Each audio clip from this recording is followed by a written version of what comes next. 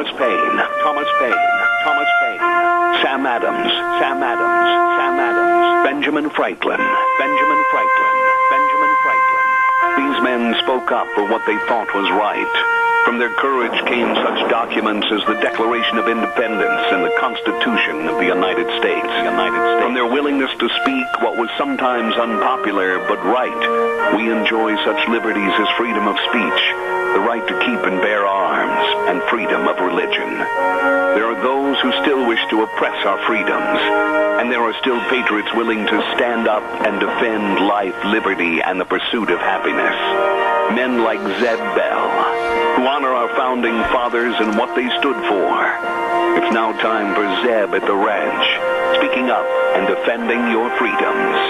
Brought to you by Magic Valley Les Schwab Tire Centers and all of the other great advertisers on the program. And now, Zeb Bell. It was the morning of Black Friday, and there was a big sale at the electronics superstore. People lined outside at 5 a.m. in the morning, and at about 7:30 there was a huge commotion when a short guy in khaki pants tried to work his way to the front of the line. He didn't get very far before the mob grabbed him, wrestled him out of line, and threw him into the parking lot.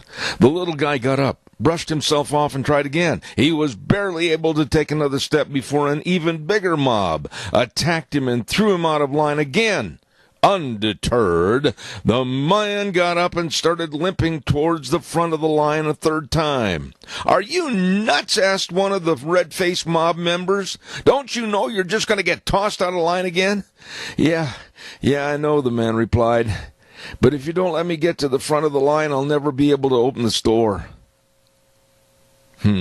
Here comes Kate Smith, and God bless America. Good morning on a wet one. Holy smokes, is it wet outside. Need a patriot with the pledge. And a good morning to you. And like I said, it is wet outside. Morning, Zeb Bell, Zeb at the Ranch with our major sponsor, your Magic Valley Les Schwab Tire Centers. All 7 locations serving you with a great big spring tire sale. Don't forget that. And, of course, some of our great advertisers, including Burley Physical Therapy and Rehabilitation, the best, at 1263 Bennett Avenue, Suite 2 in Burley, helping you get back to being you. Right now, let's go to the phone line and have our Pledge of Allegiance. Good morning. Well, good morning, sir. Yes, sir. I pledge allegiance to the flag of the United States of America and to the republic for which it stands, one nation, under God, indivisible, with liberty and justice for all. Attaboy, Wheels, and right now, let's find out more about how many people are going to be building an ark here before too long. K&R Rental brings us the weather at 256 South, 600 west of Hayburn, right there on the Burley-Paul Highway. My goodness, the best of tools and equipment. There we go. We'll build the ark right in their front yard. The best of tools and equipment right there at K&R Rental. Roger, you got a new project. They've got everything over there for you, and if you're not sure what you need, just give them a call and ask. 678-3122, K&R Rental. And right now, here's Gina with the forecast. Well, as they say, April showers bring May flowers, and we're looking at showers pretty much throughout the rest of the week. Here's a look at your weather forecast. Rain showers, a definite for today. Mostly cloudy skies. Going to be breezy as well. Winds out of the west right around 14 miles an hour, increasing to about 30 miles an hour by this afternoon. Swinging gusts as high as 40 miles an hour, so be careful if you're out there driving a high-profile vehicle. We are expecting a high of 48 tonight. Those rain showers could turn into snow showers in the overnight, especially up in the higher elevations. Winds will continue, expecting a low of 34. Tomorrow, this snow rain shower mixture will continue off and on throughout the day, especially in the afternoon. Mostly cloudy skies, still the wind will be a consistent. And we are looking at a high of 50 for Thursday. Slight chance of snow showers in the afternoon. Chance of rain showers as well. Partly sunny skies, expecting a high of 51.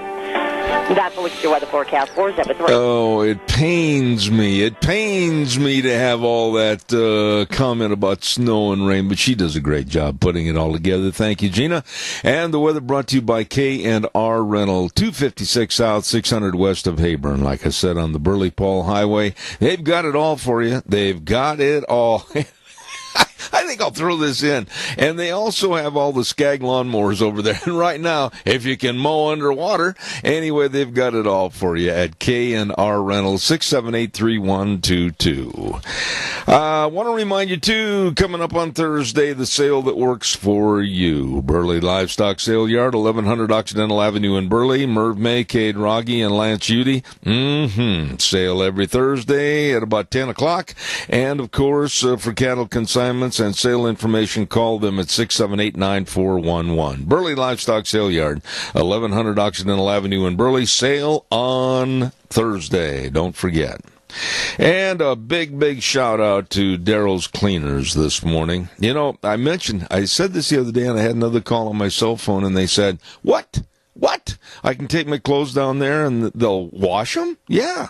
They will wash, dry, fold, and iron all your clothes, just like Mom used to do. Well, for heaven's sakes.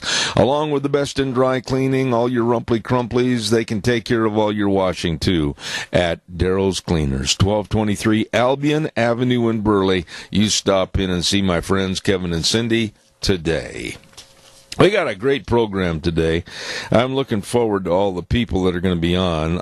First of all, at 9:06, we're going to talk to Fred Snook up there in Salmon at the Lemhi County Fairgrounds for the great big Salmon Select Horse and Mule Sale that's going to be this weekend up there in Salmon. And then at 9:30, we're going to talk to Pacific Legal Foundation, Tony Francois, talking about puddles and diverting water off your property and everything again. A lot of people questioned. The last time we had him on, they had some more questions, so we'll take care of that. 10:06, Dr. History. And then we're going to talk economics with the Trump administration and everything else with Dr. Michael Bussler at 10:30. So good program today. Ramsey Heating and Electric. Let's not forget our friends that have been in business over 6 decades. Wow. 6 decades. And still going strong and stronger. All your heating and electrical needs are right there at Ramsey Heating and Electric. And they open the doors at 7:30 in the morning till 5, Monday through Friday. And the number to call, 678-0459. I'll repeat that number, 678-0459. Ramsey Heating and Electric at 2600 Overland Avenue in Burley. You get a hold of the best today. Good morning, caller. You're on the air. Good morning. Are you going to be willing to trade your horse for a boat? Well, we're going to have a new event in my arena. It's called boat roping. Not goat roping, but boat roping. And we're going to turn the steers loose, and we're going to each have about a 12-foot aluminum boat with an Evinrude motor, and we're going to rope them that way.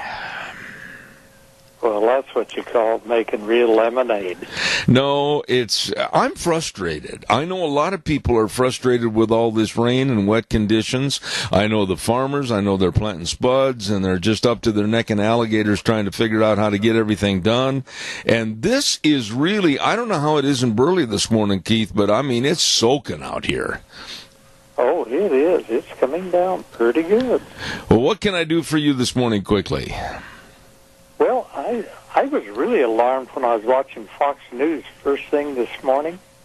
They were talking about this marijuana problem they have in Colorado, California, and Oregon. Mm-hmm. It seems as though in Colorado they let people grow their own. Yeah. And so now the farmers, we'll call them farmers, have overproduced. Now, what are we going to do with all this extra marijuana? You know something, Keith? I guess I'm going to show that I'm an old fogey here on this issue. I guess I'm going to show that I'm not empathetic at all to the wants of certain groups in our society. I don't want to see marijuana become legal. I don't want to see it to where it's a legalized product that can be grown on various farms. I don't want to see the problems that it's going to cause, because it is going to cause a lot of problems. I think our society, can I be very blunt with you, my dear friend? Our society, I think, is going to hell. I really do. And I think we've got to start cleaning up our act, and by being more lenient on things that have been taboo over all your life and mine. Why? For what purpose? We're just absolutely denigrating society. I know that people will think I'm an old fogey, like I said, but that's the way I feel. But here's what I think could happen, is that because these people have overgrown, they've overproduced and everything else, and all these other people going on the black market and everything else, that the Democrats will probably want to subsidize them. Well, I don't know. I just, my heart does not go out to anybody that grows it. I'm sorry. I don't care if their crop is a total crop failure. I mean that. I know that some people are going to say, well, that gives an added benefit to some farmers to make some money. Well, really, ethically and morally and for our society, I don't care. I just as soon have a total crop failure and let it go at that. I'm not going to have my feelings change on this, so I guess I've offended a new group of people. I just want to tell this story quickly. Real fast, Keith. When I was a young man of, say, 11 years old. We lived out to Essequa, and this farmer that we lived on their property paid kids to go out on the ditch banks and cut these noxious weeds. These noxious weeds were marijuana. Oh, my. And we called it local weed then. These are local weeds, because when horses would get them, they would go nuts. I appreciate your call. I just have no sympathy for it, and it's going to take a lot of talk and chatter and everything else to get me to change my mind. Keith, I got to run and get a commercial in here. Thank you so much. Appreciate it. Let's go for it. All right, buddy. Hey, don't forget, like I mentioned a little bit ago, 47th Annual Salmon Select Horse and Mule Sale is going to be coming up this weekend at the Lemhi County Fairgrounds in Salmon, Idaho. And Fred Snook holds the reins for the whole project, does a great job, as he has for many years. He's going to be on the program with us later this morning. Horses, mules, all of this, plus a lot of fun. I mean, mule races, social hours, barrel racing, all kinds of fun with the Horse and Mule Sale at the 47th Annual Salmon Select Horse and Mule Sale, Lemhi County Fairgrounds, this weekend starting on Thursday. Don't you miss it. Also, boy, I tell you what, in the morning to get up and just say to yourself, I'm hungry. Well, I'll tell you what, go to Denny's. Have breakfast. Start your day off right. Or at lunchtime, have lunch. Or call your wife and say, right after work, dear, we're going to meet at America's Diner, Denny's restaurant, for supper. I'll tell you what, you're going to love the food, love the people. Very, very nice people serving you. All the different menu choices at 611 North Overland in Burley and also 291 Pole Line Road in Twin Falls. Oh, you're going to love it. I guarantee it. The home of Zeb's Lunch Bunch, Denny's restaurant, 611 North Overland in Burley. You stop in and see those good folks today. All right, calls are welcome and appreciated. 436-2244, 1-866-927-4587. Got to ask you this morning, because all of a sudden this thought has permeated itself in the news, and people are picking up on it on the liberal left, especially almost all of the presidential hopefuls on the Democratic side of the aisle. The idea of slavery reparations for black Americans. There is no way you can approach this story without being extremely blunt. And that's how I'm going to be. I think it's absolutely a total joke to think about paying black families for something that happened in this country way back when slavery was legal and an accepted practice, not only here in this country, but around the world. I find it very hard to believe that my family, that originated from Europe and came here to the United States, why am I, basically, if you look at my family tree, why am I subjected to making a payment to a group or individuals or families? Oh, poor them. I had nothing to do with it. I had nothing to do with anything as far as slavery in this country. Nor did you. Nor did you. But to sit there and have this waved under our noses that we, the United States, have to pay black families trillions, it's what it's going to come to, folks, trillions of dollars in what they call reparations. How and why? How are they going to discern, I've said this before on the program, who is eligible? Last night on television, there was a very good statement made. Would someone like Barack Obama be eligible? No. Would someone, regardless of the name, Cory Booker right on down the line, are we going to start paying for past history when nobody knows or has an accurate record or anything, and just lump sum bill the American taxpayers, reach into their pockets and make them pay? Caller, good morning. You're on the air. Quickly, Zeb, if the deficit of this country keeps increasing like it does or is, and another country walks in here and takes over, it'll make slavery look like a walk in the park. I'm not going to argue that statement. I think we're treading on very, very thin ice right now, and once we fall through, it's over. And I feel, you know something, Earl, I'm going to say this, and you or anybody that can criticize me. I feel no sympathy whatsoever for anyone or any group or any race that came to America, whether on their own volition or by someone else, because they were the luckiest people on earth to come to this country. The flagpole is this, let's see, how do I say this? Our flagpole is our spine of this country. Yep, I agree.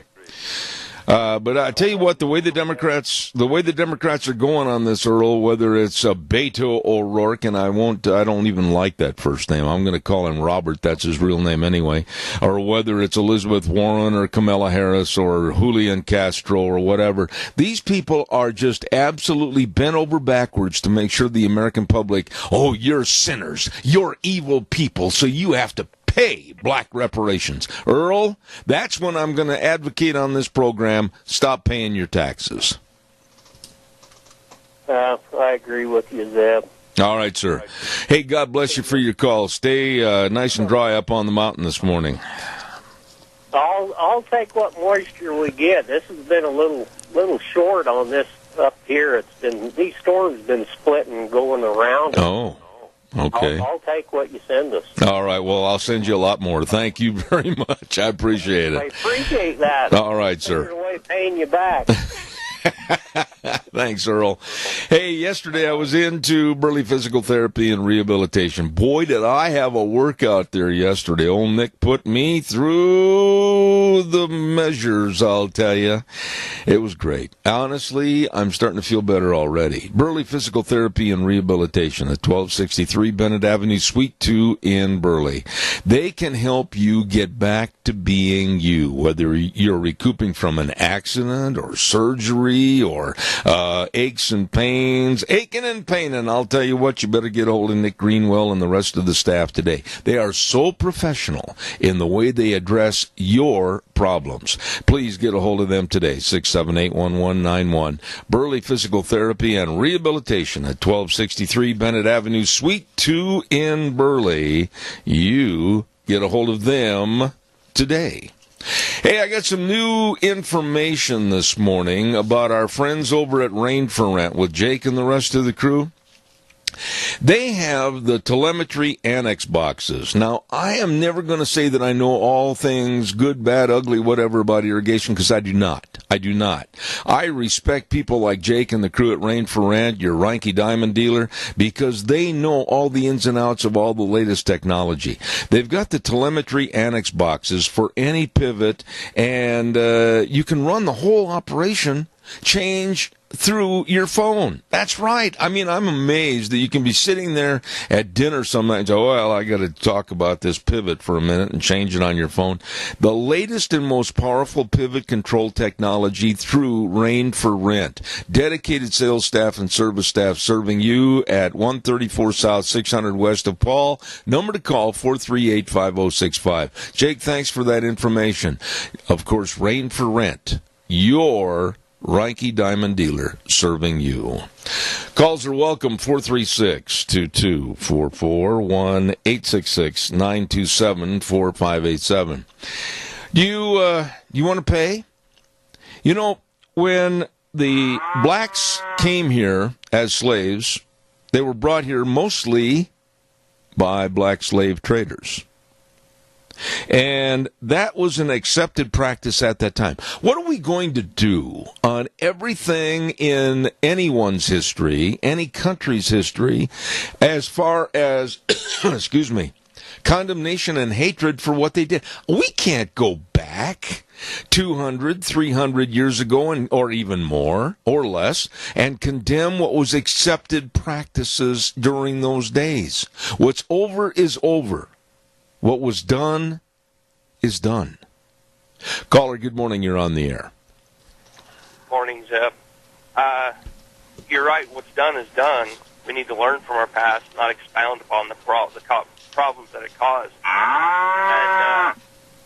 And this also goes to the fact that it really annoys the crap out of me that some people think blacks were the only slaves. They were not. That's there was right. a heck of a lot of Chinese people that were, and so was there Irish people.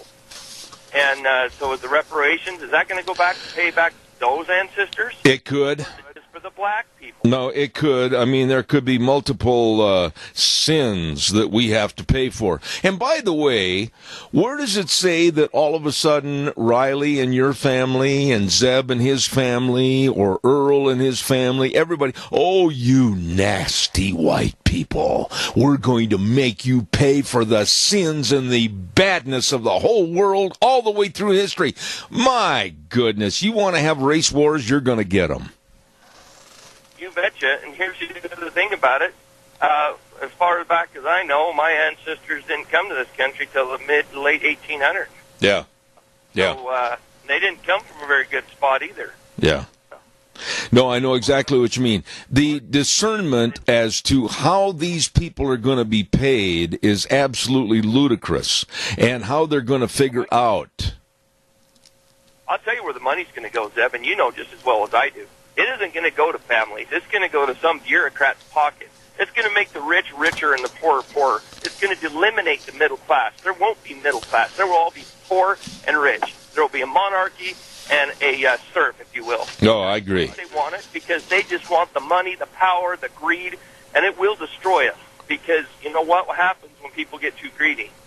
Everybody knows this. Well, I don't know about you, Riley, but I am sick and tired of going and stepping into the past to try to take a big eraser and erase it and try to make it different and or better. What happened, happened. What is past is past. We got to learn from our past and our mistakes to make us better instead of try to erase and pretend it never happened. I agree with you. Thank you. Go now, my friend. All right. Thank you very much.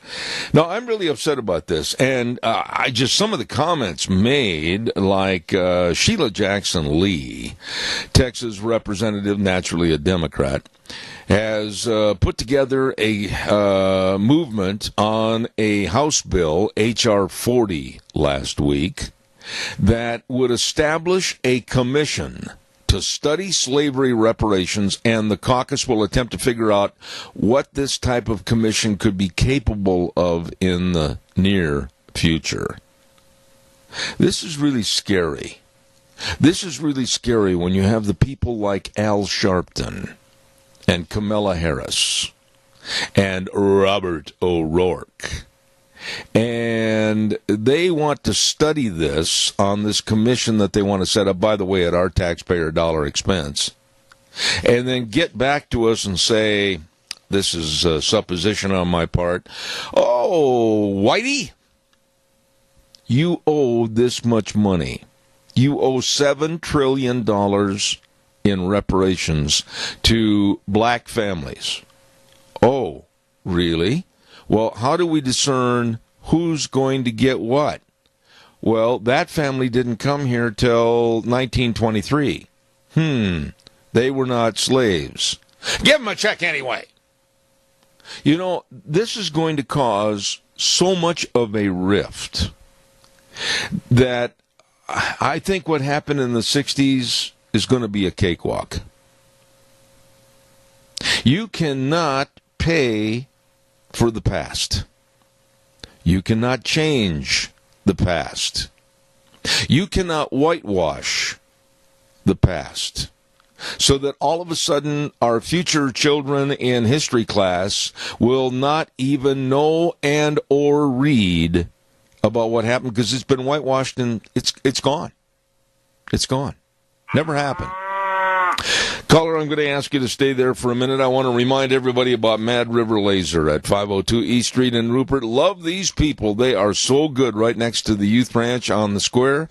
And, boy, let me tell you, they're proudly offering more locally sourced items and made in the USA products than ever before. That's all I buy is made in the USA products. Absolutely. If you need a logo to put on T-shirts, mugs, or whatever, and you say you heard it on my program, you can get a saving of $50. Now, write that down. Remember, my name's Zeb Bell. Go into Mad River Laser and save money. They're at 502 East Street in Rupert on the east side of the square, right next to the Idaho Youth Ranch. Good morning, caller. You're on the air. Good morning. It's the Yummy Man. Today we're having steak at the seniors in South Overland. It's Salisbury steak. Okay. Mashed potatoes and gravy. Green salad and mixed vegetables. We're going to have cake. I don't know what kind of frosting. Well, now, Joe, wait a minute. You goofed. You're going to lose your commission as being the Yummy Man. It's not just cake, is it, Joe? Well, I would say it's chocolate cake. Yeah, but yummy chocolate cake. It'll be good if Deb does it. All right, my friend. And we'll send everybody over to the Senior Center, and thank you on Overland. Joe Taylor, God bless you. Stay dry, Joe. Stay dry. Thank you. Have a good day. All right, thank you.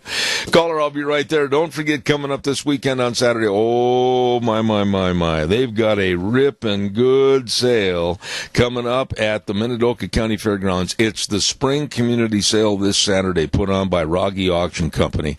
Those folks really are doggone good at what they do. Rogge Auction Company, don't forget, look at their website, roggeauction.com. Check out all the items, and believe me, you better get your items consigned right now today. Call Ron Rogge at 431-6187. I'll repeat that number again, 431-6187. The big Minidoka Community Sale is the Spring Community Sale at the Minidoka County Fairgrounds this Saturday at 10 a.m. Don't you miss it. Caller, good morning. You're on the air. Yes, good morning, Zeb.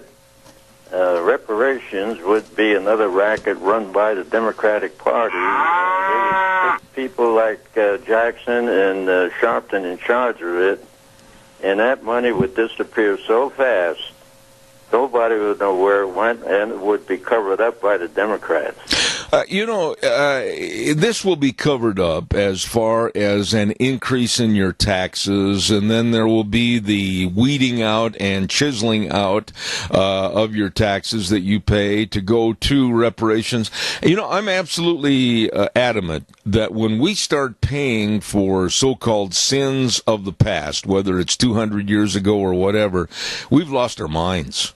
And we've lost our common sense. And quite frankly, any senator or congressman that would allow this to come up for a vote and pass this kind of garbage should be not asked to leave his office. He should be thrown out of his office. Well, I think a lot of this money would be funneled back into the Democratic Party to support their elections and their welfare system. And the people that are really, if it were possible, the money that should be going to help people out of it end up in the pockets of crooked politicians. Oh, there's no question. I am so cynical in my thinking right now about what the Democrats are doing, and they're trying to just absolutely tear down a moral fabric and a spiritual fabric and an ethical fabric in this country. I have nothing but evil to say about the Democrats. Well, they're in cahoots with the people that are trying to bring this country to its knees. Oh, absolutely. We've got all these North Korea and China and the Soviet Union, and they're just going to aid these people and bring our country to the knees. Well, and let's not be unfair. Let's be totally fair and also point our finger at their weak-kneed, no-guts Republicans. Oh, absolutely. Paul Ryan is the leader of that. Yeah, he made a couple of statements a couple of days ago that made me wonder why in the world I ever supported that man. Hey, Tony, you and Mary, God bless. Stay dry, my friend. Stay dry. I sure will. All right, thank you. Caller number 2, I'll be right there, I promise. I want to remind everybody about Berry Equipment and Rental. Now, every time I get on the air and I talk about Berry Equipment and Rental, I want you to know they've got 3 locations to serve you with absolutely the best of loaders, excavators, all your mowers for your lifting, digging, pushing, carrying. They get it all done. The tough jobs demand tough equipment, and all the tough equipment is at Berry Equipment and Rental. 159 West Highway 30 in Burley, 465 Addison Avenue West in Twin Falls, and the Nampa location. Please know that they're waiting to serve you, and you know you're going to get the best. And if you're not sure how to run the equipment, they've got big sandboxes out behind. They'll teach you at Berry Equipment and Rental. Caller, good morning. You're on the air. Good morning, Mr. Bell. You know, I am sick and tired of people telling me that I have to live in the past and pay for past people's transgressions. If we're going to do that, are we going to go all the way back to when the Jewish people were tortured and murdered?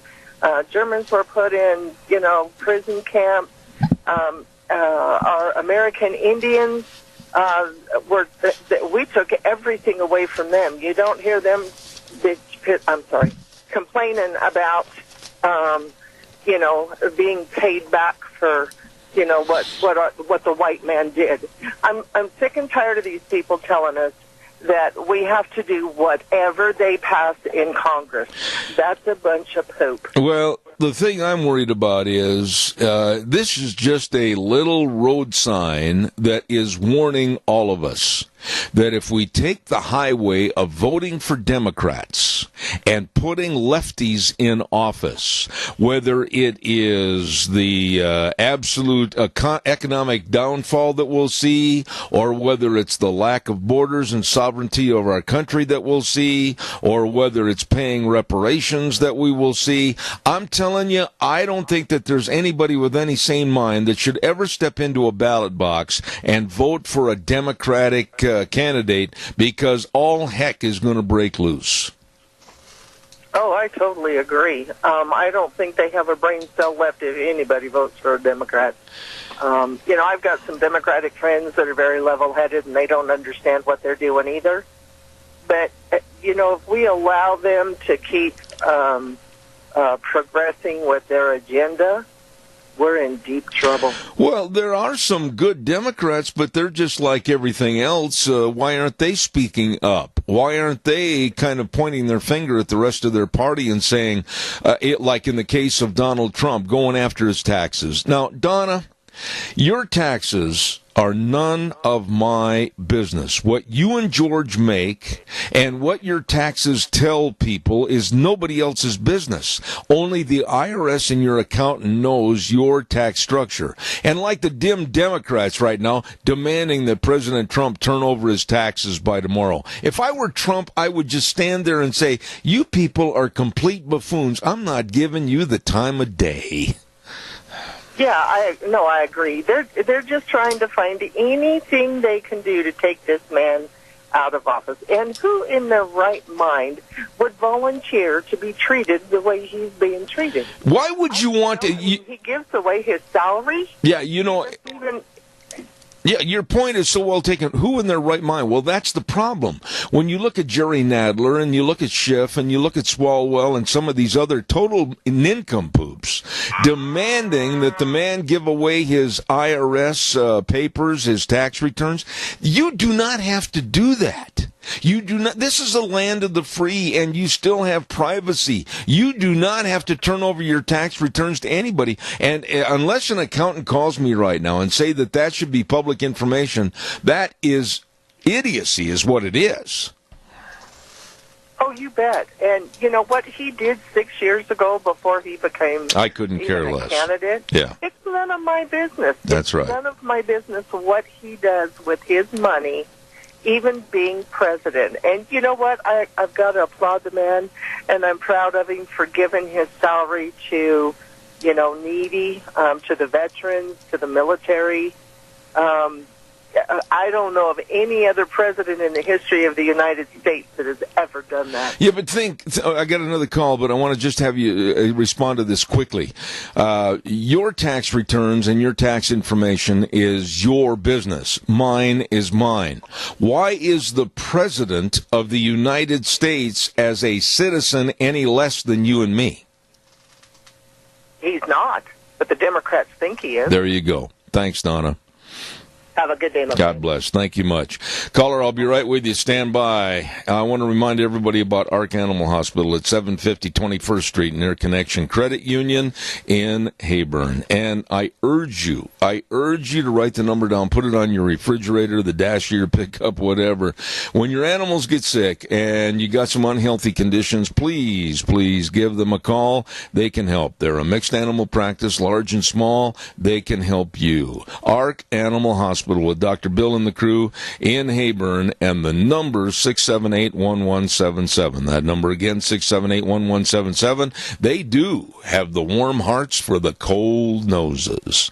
Caller, good morning. You're on the air. There is a phone line problem, sir. I hope they call back, though. Oh, in other words, you cut them off. I wasn't trying to, but I hope they call back in. Okay. Caller, call back. Wheels made a boo-boo. All right. Calls are welcome. 436-2244, 1-866-927-4587. I go back to my point a minute ago. Why is the president of our United States less of a citizen? Why does he have less rights than you and I? Nobody's going to demand that the general public, see my tax returns. Nobody on a political nature is going to sit there in a leather chair and say, I demand that you have them here on my desk tomorrow morning. Some of the verbiage that I would use in telling them very, very firmly that they're not going to get it, I can't put on the air. And I would expect no less of that from Donald Trump. Good morning, caller. You're on the air. Good morning, Zeb. How you doing? Good, buddy. Hey, going back, the garbage, and now you've got this guy, your advertiser, that they can control their water from the telephone at the kitchen table. I wish they could find some way to control these waters that get on the road. Well, I tell you what, it's a discussion we're going to be having about some of the things that are going on. But now today, with all the rain, is not probably the best time to talk about it. But we will in the future, Bob, I promise. Well, like that fella up there, then we'll take what we get. All right, my friend. Have a good day, Zebedee. All right, thank you much. Appreciate your call. Caller number 2, I'm going to ask you if you've got the patience to wait 1 minute, 1 60-second period, and I'll be right with you. I've got to get a weather forecast on here really quick, sponsored by Mount Harrison Audiology and Hearing Aids. These are wonderful people that really know hearing and hearing health. And if you've noticed a diminishment in your hearing, it could be related to a disease, diabetes or your medicine, other health problems, please, I urge you to get a hold of them today and make an appointment. That number to call, 312-0957. Mount Harrison Audiology and Hearing Aids, right behind the Minidoka Hospital, across from the emergency room. Here's Gina with the weather. Well, as they say, April showers bring May flowers, and we're looking at showers pretty much throughout the rest of the week. Here's a look at your weather forecast. Rain showers, a definite for today. Mostly cloudy skies. Going to be breezy as well. Winds out of the west right around 14 miles an hour, increasing to about 30 miles an hour by this afternoon. Wind gusts as high as 40 miles an hour, so be careful if you're out there driving a high-profile vehicle. We are expecting a high of 48 tonight. Those rain showers could turn into snow showers in the overnight, especially up in the higher elevations. Winds will continue, expecting a low of 34. Tomorrow, this snow-rain shower mixture will continue off and on throughout the day, especially in the afternoon. Mostly cloudy skies. Still, the wind will be a consistent. And we are looking at a high of 50 for Thursday. Slight chance of snow showers in the afternoon. Chance of rain showers as well. Partly sunny skies. Expecting a high of 51. That's a look at your weather forecast for Zephyr. And thank you very much, Gina. I appreciate that. And the weather brought to you by Mount Harrison Audiology and Hearing Aids. Please get a hearing screening today. They help me. They can help you. Number to call, 312-0957. Caller, you've been very patient. Thank you so much. The line acted like it was backing up, sir. I'm hoping Keith will call back in, though.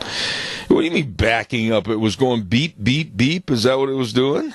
It was. I heard the cow got Keith through for you, and then it acted like it needed to back up. So all right, must be the weather. Must be the weather, or it couldn't possibly be the operator at the station. You know, that's all up in the air. All right. Calls are welcome, 436-2244, 1-866-927-4587. There's that cow. Let's make sure she's standing on dry ground. Good morning. You're on the air. Good morning. Yes, quickly, go ahead. I'm standing on ground that is wet. But anyway, when we were talking about the reparations and everything, we left out one segment of it. What about our prisoners of war of World War II? You know, most of them are gone now, but they have ancestors and, you know, blah, blah, and it goes on just like they're doing about the slavery. Yeah. You mean, what's the difference? Well, really, I want to stop the conversation right there and say, as far as reparations are concerned, it's not going to repair anything. It's not going to repair or heal anything. You know as well as I do, Keith, and you got a few more years on me, but not many.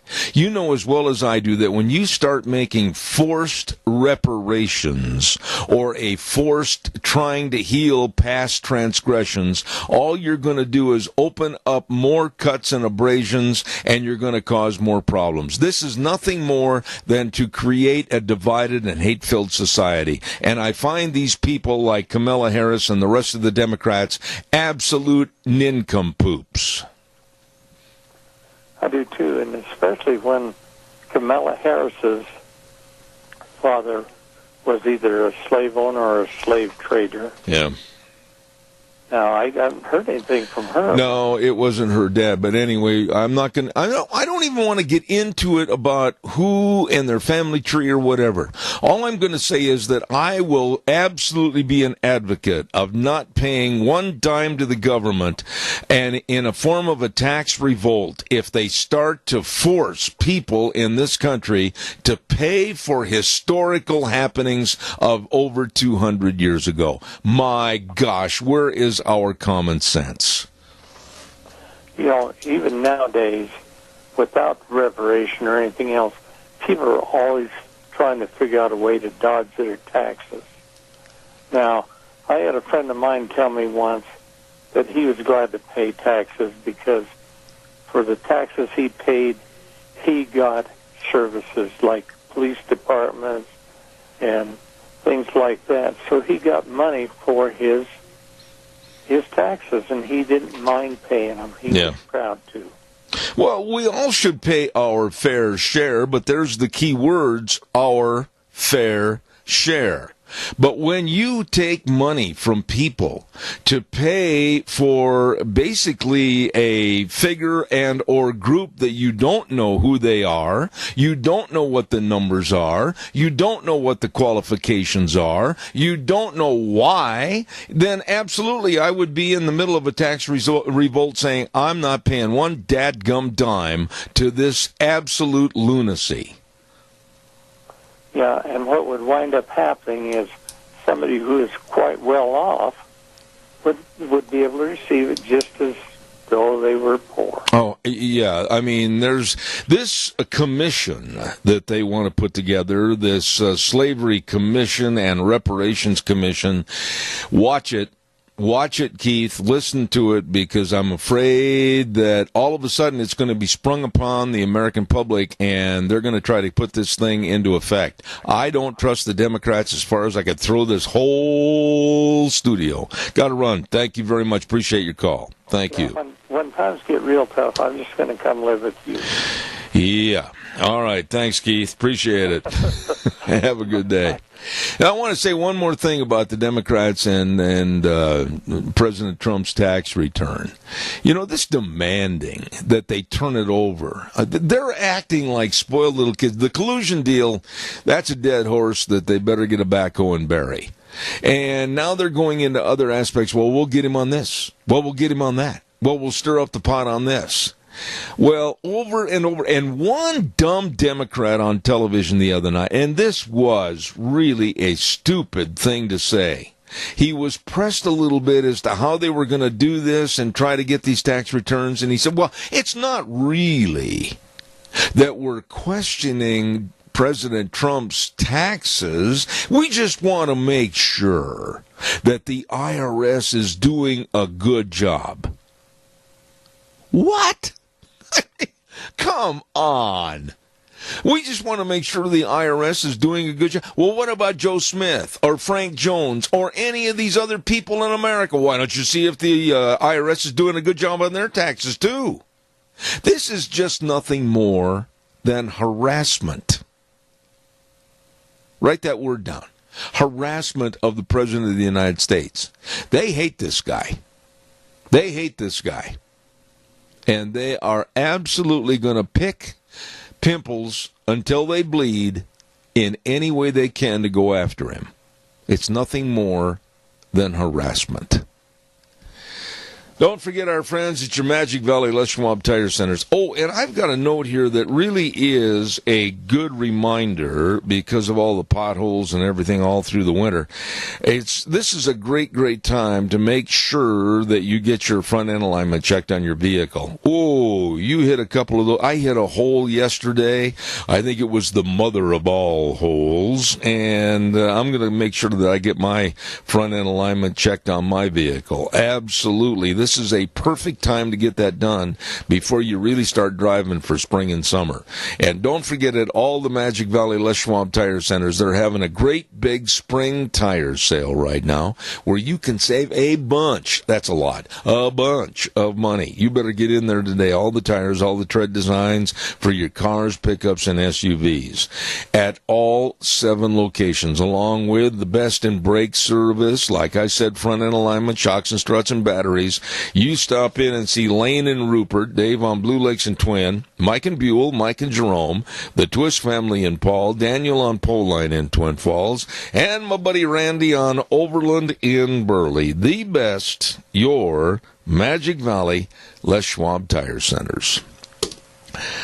I fell asleep last night and did not see the overtime win with Virginia beating Texas Tech for the NCAA championship. I fell asleep. And I just absolutely have been kicking myself all morning. It goes to overtime. 2 wonderful teams, Virginia and Texas Tech. Final score, Virginia beating Texas Tech 81-75 in overtime. And me, a great basketball fan, love collegiate basketball, love the NCAA tournament. I fell asleep. I missed it. Anyhow, congratulations to Virginia. Let's see, what else have we got cooking here? I want to remind you that next hour we're going to have Fred Snook on the air and talking about the Salmon Select Horse and Mule Sale. And then at 9:30, we're going to go with a visit to Tony Francois, attorney with the Pacific Legal Foundation. All of that's coming up in the next hour. Let's see, I had another note here. I can't forget this. They won't let me forget it. Bingo at the Rupert Senior Center on Friday nights. Don't forget that. I have been warned to remind everybody, bingo, Rupert Senior Center on Friday night. And then real quick, also don't forget, on the 20th of April, benefit dinner for J.R. Strunk, a dear friend of ours. J.R., I know you're listening this morning. God bless you, man. You've helped so many people. Now it's time we helped you. It's going to be a benefit dinner for J.R. Strunk. It's going to be at the Rupert Senior Center on April 20th. And for more information, get a hold of my friend George Mass or Les Wilson, and they'll give you more info, okay? Right now, let's go to the news from CBS.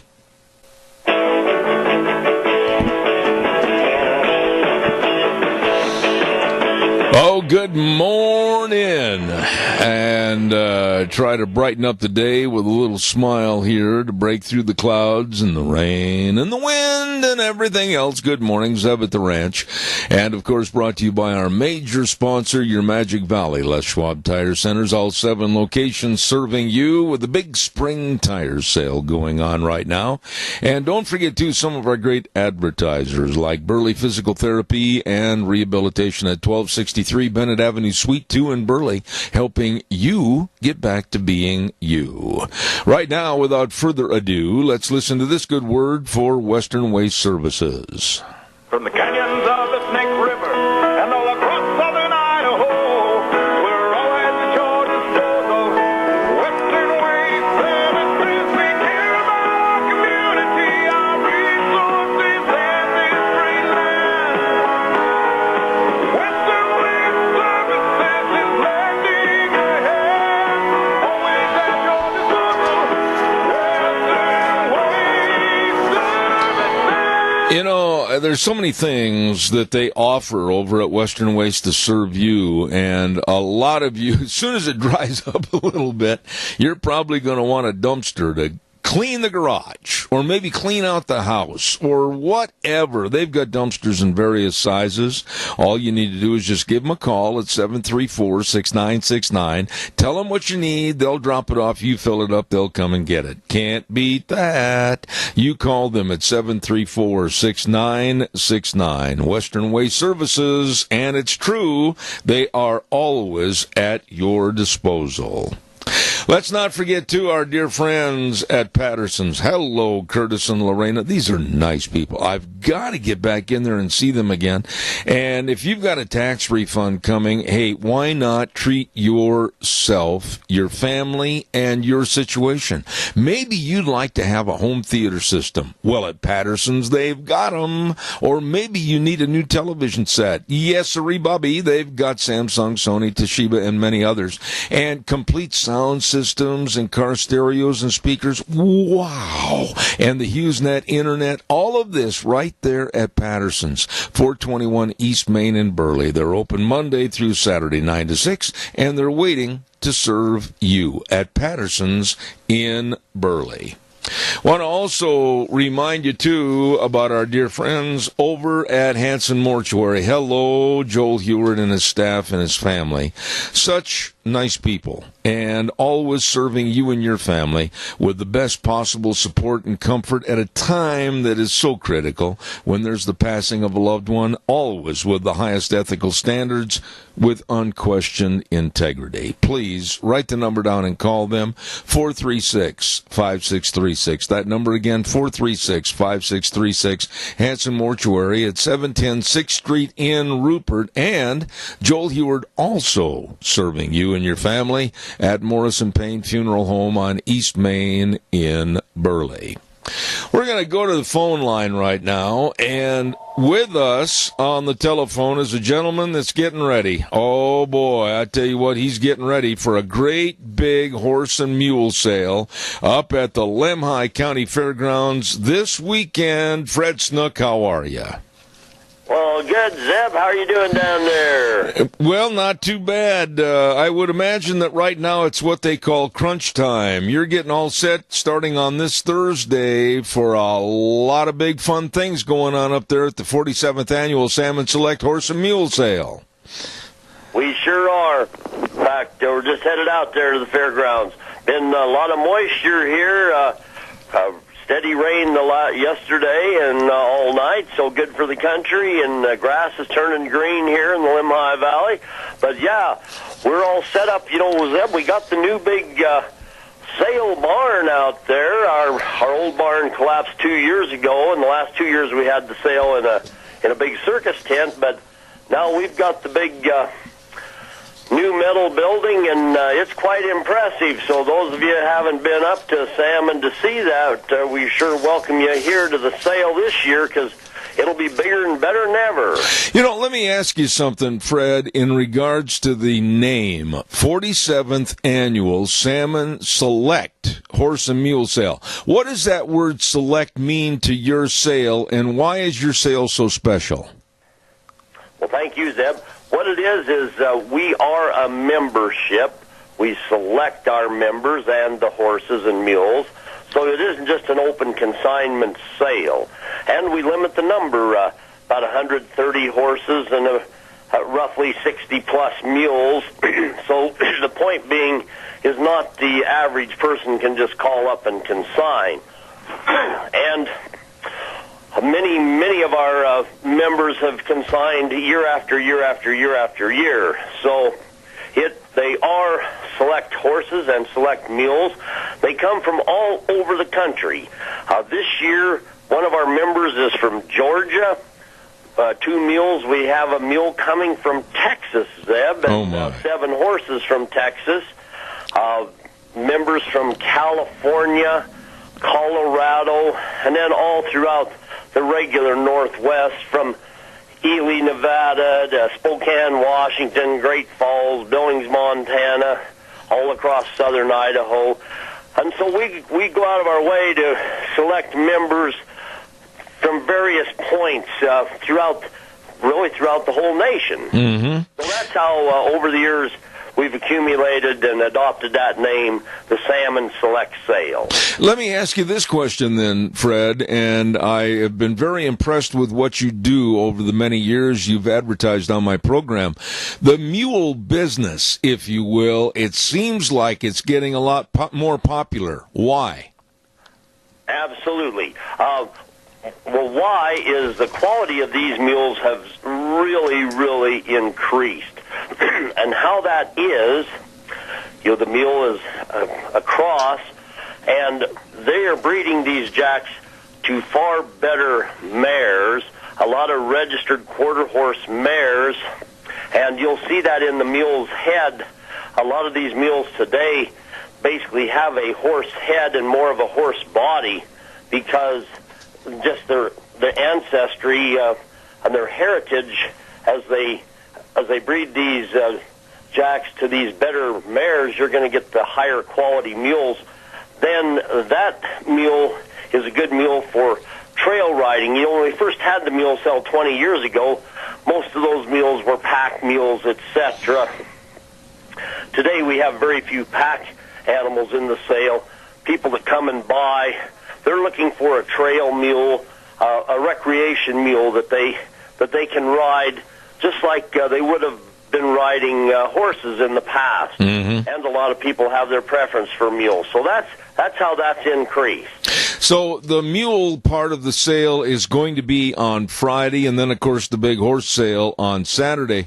But there's so many other items that are going to draw people's attention and create an aura of fun for the whole weekend up there at the Lemhi County Fairgrounds. Why don't you quickly, in the time we have, give us a breakdown as to what goes on Thursday, Friday, and Saturday? Okay, on Thursday, we have a big ride through the town. That's a highlight. Then at 6, we have the Idaho State Wolf Howling Championships out there. A big family night. People can come out and see the horses and mules, but all the kids and grandkids like to participate in that wolf howling. They bring a band in. This year, the band comes from Texas. Tyler and the Train Robbers. There's a big dance, a big dinner out there, and a kind of a welcome to the area. Then Friday morning, we have the ranch horse competition. That's really exciting to see, and a good chance to see those horses perform. Meanwhile, the mules are over in their arena doing what's called the Best of Penn, where they're showing off. Then there's a free clinic by the Backcountry Horsemen for 2 hours on tips for using your mule or horse. Then there's the mule trail competition, and that's another highlight. And then at 4 o'clock, we have the Jeff Allen Memorial Mule Race. A purse of over $2,000, $1,000 to the winner, and the crowd just really loves that mule race. Well, now tell me on that mule race, is it competed on an oval track at the fairgrounds, or do you... It's about 400 yards on the straightaway section there. I see. Yep. And then Saturday, like you said when you contacted me, the coffee pot goes on at 7 o'clock in the morning. And what about Saturday with different competitions? Saturday, showcasing the horses with open performance showing, then the horse trail competition, and then the rope horses all show at 11. We have quite a few high-quality rope horses, and then at noon we have the awards section, and at 1 o'clock we kick off the sale. Okay. Now, if you're going to have, what did you say, Fred, as far as horses, about 130 this year? Yep, right at 130. You've really got to get rolling on that sale, don't you? We do. Yeah, the boys are here at the shop as we speak, hauling more picnic tables out there for the crowd. Yeah, it's just a big event. Like I say, we have the new big sale barn. It's raining as we speak, but this weekend they're saying clear skies here in Salmon. The roads are all bare and open. So come on up and you'll have a great time. You know, if they want to go online... There at the fairgrounds, we have a big grass field right by the fairgrounds that the Fair Board bought, so you're welcome to camp there, or if you can't find a motel. If you need any help or questions, they can call me, Zeb, 208-756-2125. All right, real quick. 756-2125. All right, Fred. Let me ask you this. What about perhaps looking at the horses or finding out about the horses beforehand on the website? Can they do that?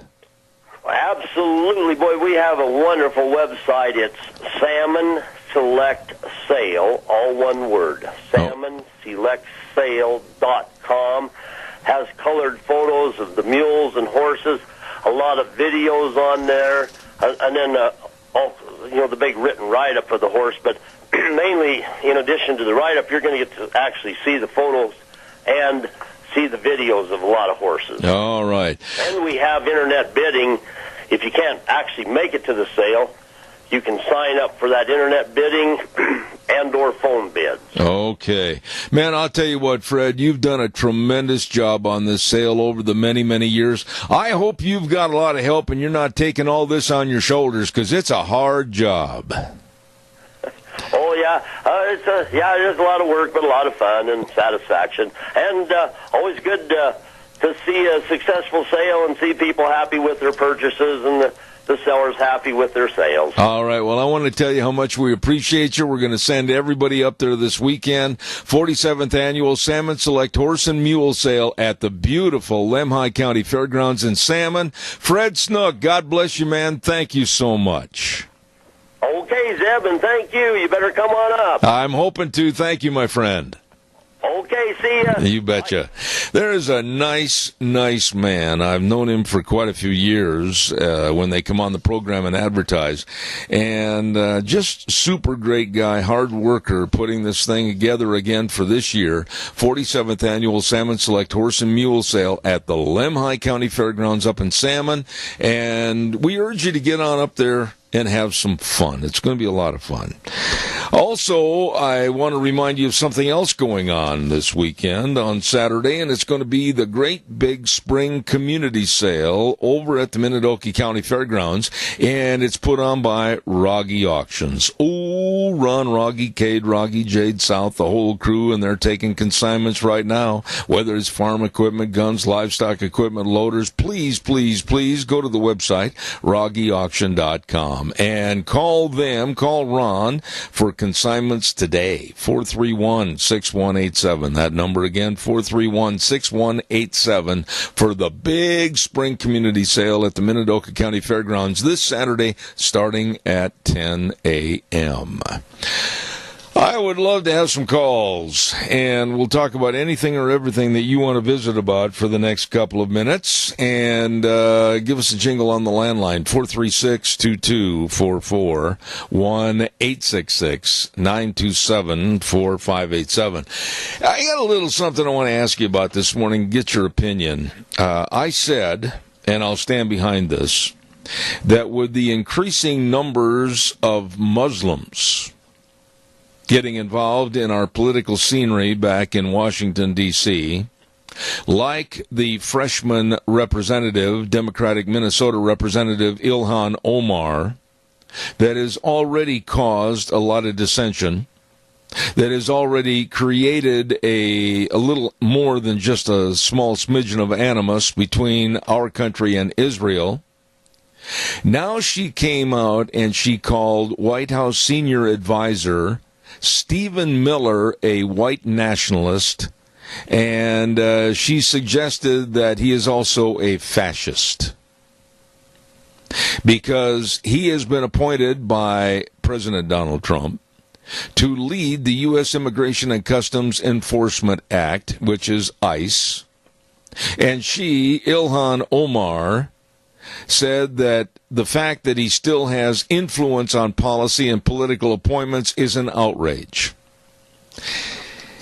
I go back and I ask anybody in the audience right now, anyone, to call me, and the terminology white nationalist, why has that been labeled as a vile, sinister thing to be? I can't change the color of my skin. I'm Caucasian and white. Most of you out in the audience are also. I believe in this country. I believe that the United States of America is the greatest country ever on the face of the earth.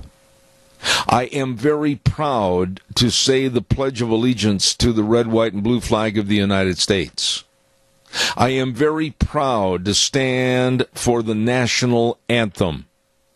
I am very proud of everything that this country is and has done for me. So, I guess I am also a white nationalist. I take great offense at those that would take that terminology and turn it into something ugly and mean. And for this woman that I have no respect for whatsoever, to come out and denigrate people that have been appointed to ICE with their knowledge and their ability to run things, and for her to call them fascists, I find that so offensive.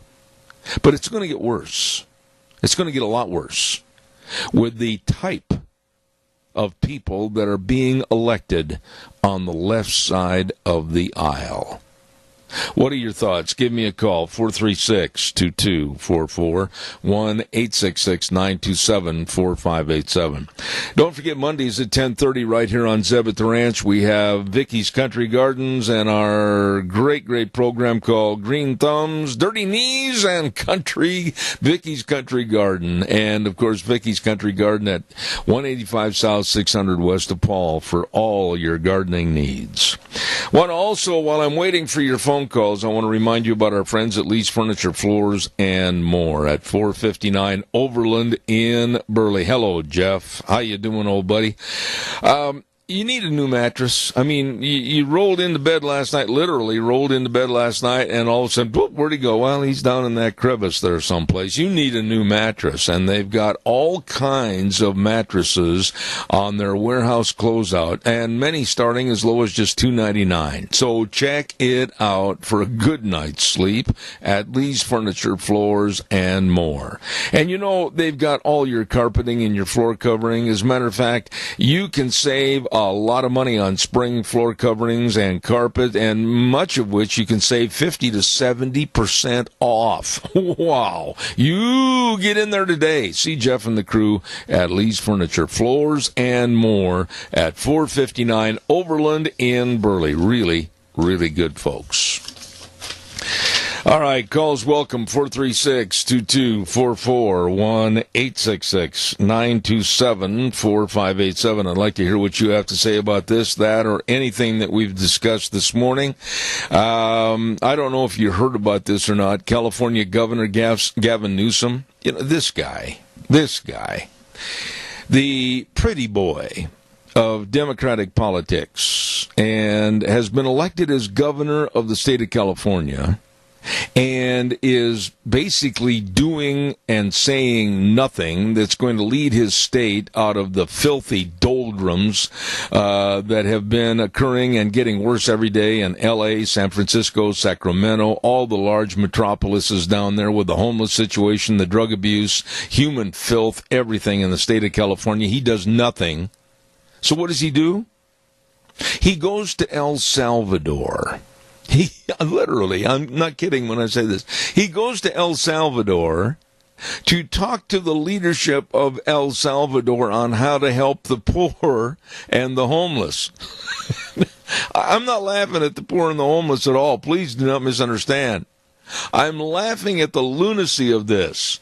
He leaves California, which is right now a state that is going under with homelessness and human filth and just absolute garbage problems and everything else, to go to El Salvador and try to help them. Why doesn't he just stay home and maybe develop a task force to help the people of his state of California? He's got a huge mess.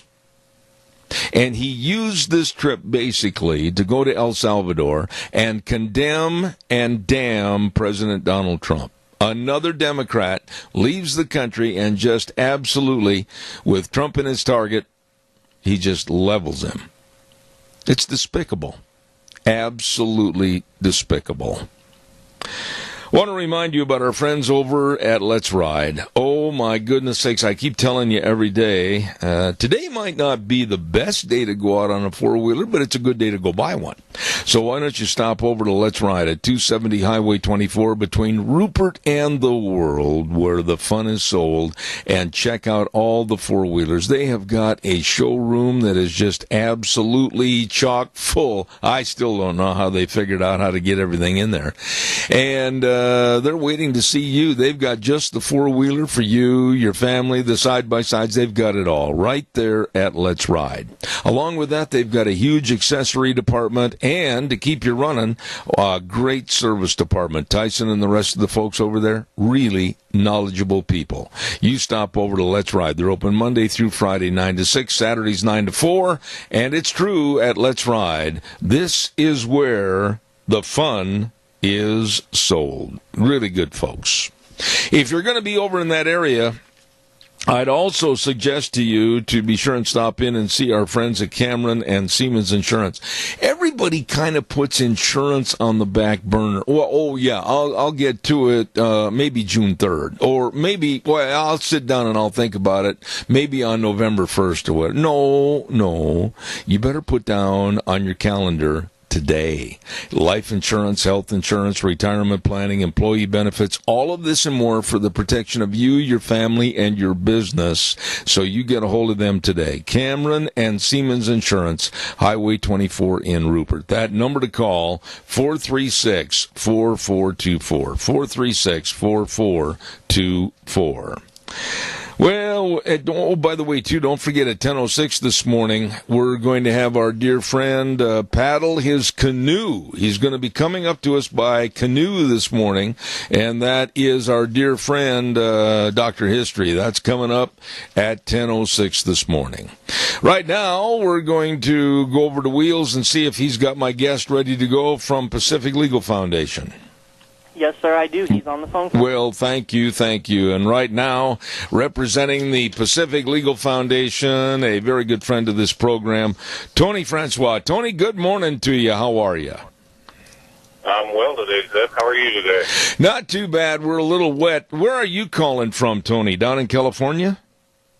Yes, Sacramento. And what's the weather pattern? I mean, man, we're getting a lot of rain up here in Idaho.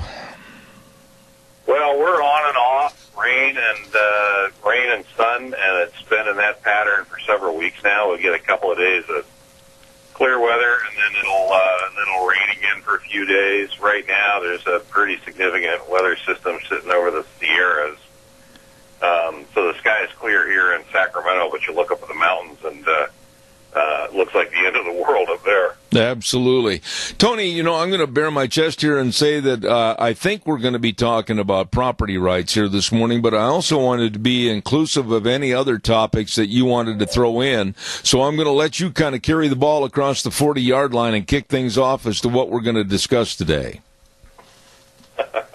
Well, we've talked a couple of times about Joe Robertson's case from over in Montana. Mm-hmm.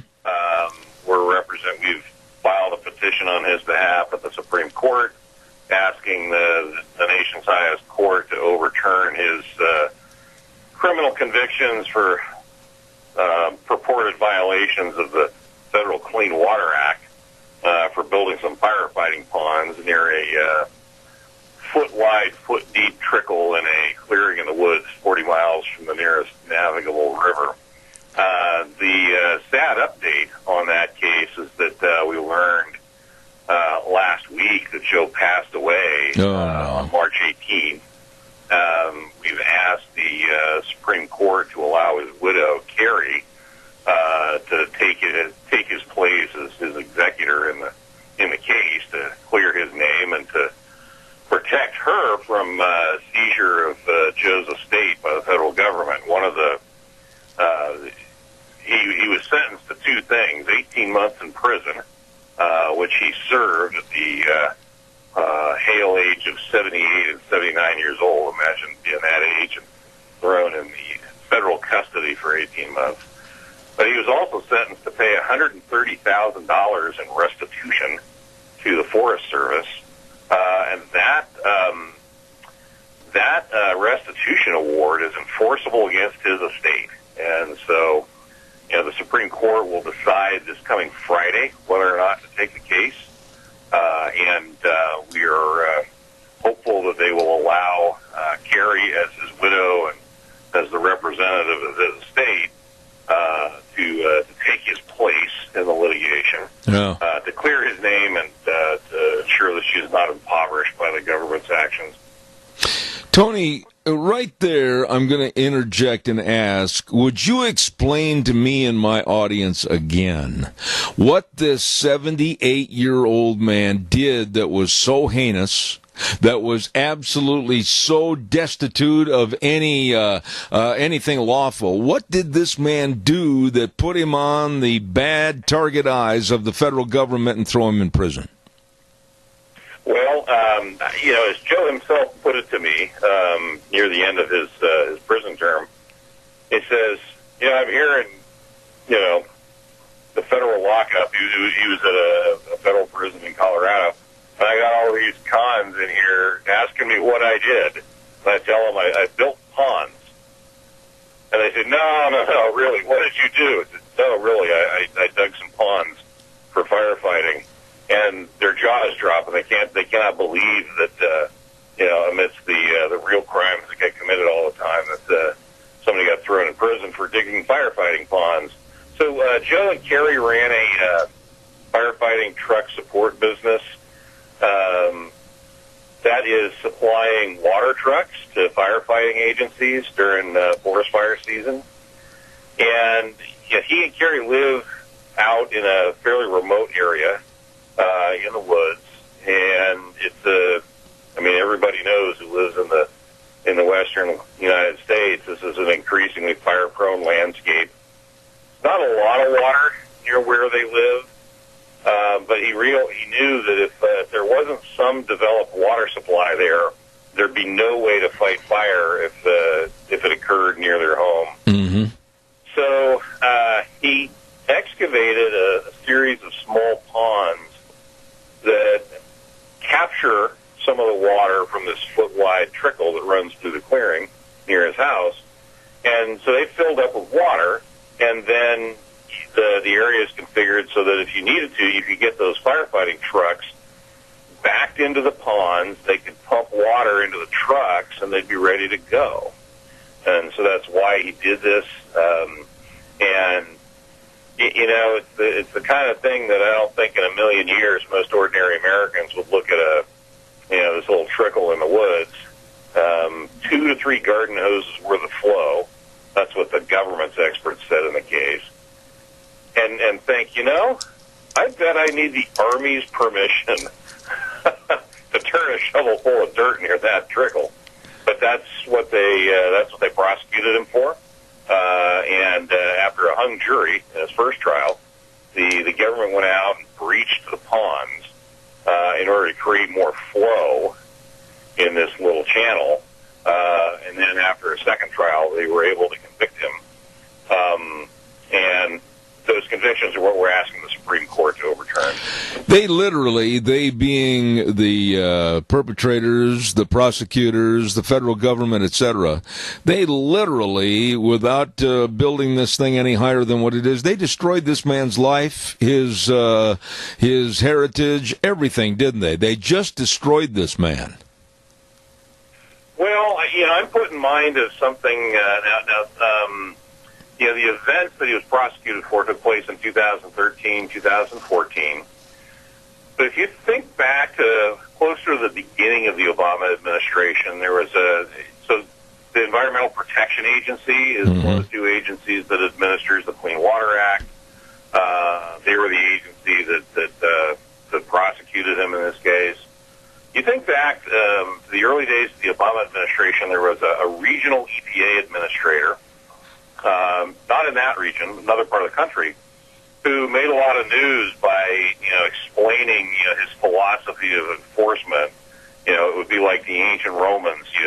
You roll into town, you take over, you crucify 5 or 6 people, and then everybody else will be, essentially terrorized into compliance. And that fellow was run out, rightly so, for having that cynical and abusive view of enforcing the law. But you get the sense that that philosophy was more common than just that one fellow. When you look at this case, Tony, and you've been very candid and explained it very well, but there, at the offset, there was no malicious intent by this Mr. Robertson. There was nothing that he was trying to do to be illicit or illegal. Why couldn't there have been a meeting of the minds and someone could have had the common sense that God gave a billy goat and said, well, wait a minute. He was doing this for basically the public good, to fight fires if the water was needed, and we'll go back, we'll put it back and restore everything the way it was. We don't have to put this man in prison. What benefit was there, for Pete's sakes, in throwing this man in prison at 78 years of age? Well, I think that's the $1 million question here, Zip. one of the big problems that people face with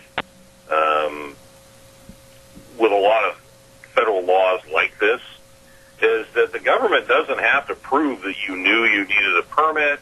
The Clean Water Act is what's called a strict liability statute, which means as long as you actually did the thing that they claim violates the law, you didn't need to know it was illegal. You didn't need to intend to do anything illegal.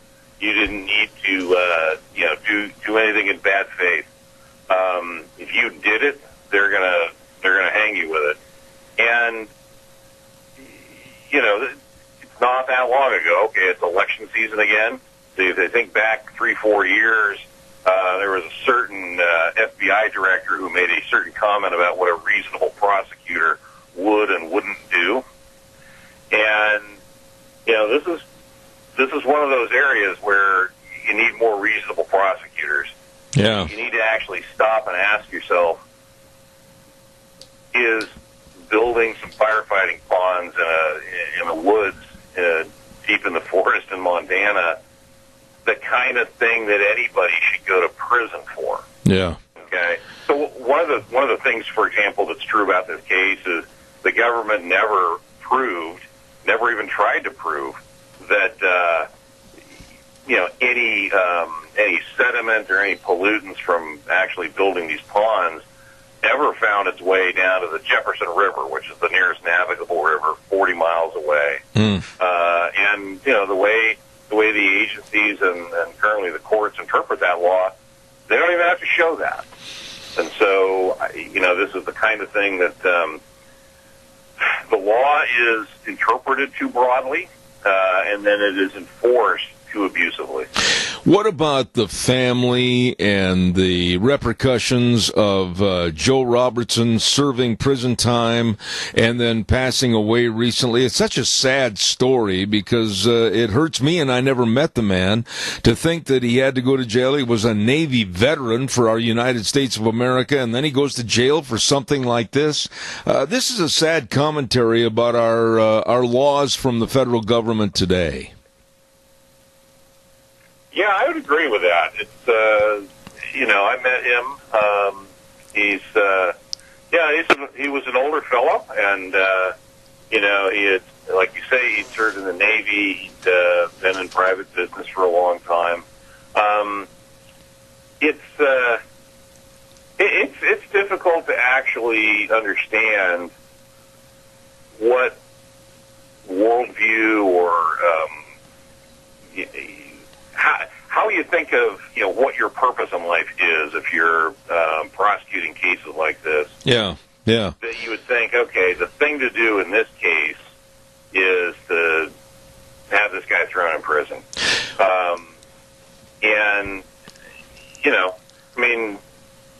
That's not my role. I'm not a prosecutor, and I've never been one, so I can't really speak to that. But it's an example of how well-intentioned laws that actually accomplish their main purpose pretty well. The Clean Water Act, its purpose is to protect our navigable rivers and lakes from industrial pollution and sewage discharges. Government creep happens. Once that main purpose is well on its way to accomplishment and all this progress has been made, you still got the people looking for something to do. Yeah. And what they've done in this place, in this case, and many like it, is they follow the water uphill until they're almost out of water, and then they bully the people they find there into toeing the line. When at least in our view, the government doesn't even have any regulatory authority right. little trickles in the wood like that. Right.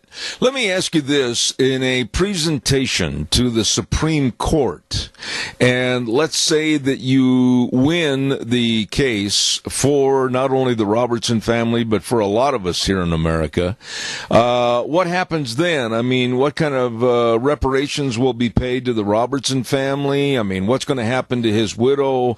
All of this. Well, what basically is the bottom line that you think could happen in this case if it goes to the Supreme Court?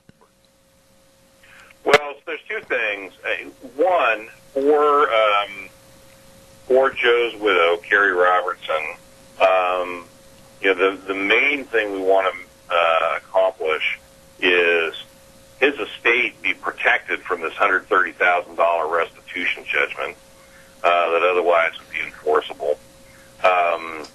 Federal government's got a lien on his real property. She's got an inheritance interest in that, and so if the government is able to enforce this judgment against Joe's estate, that would be crippling for her.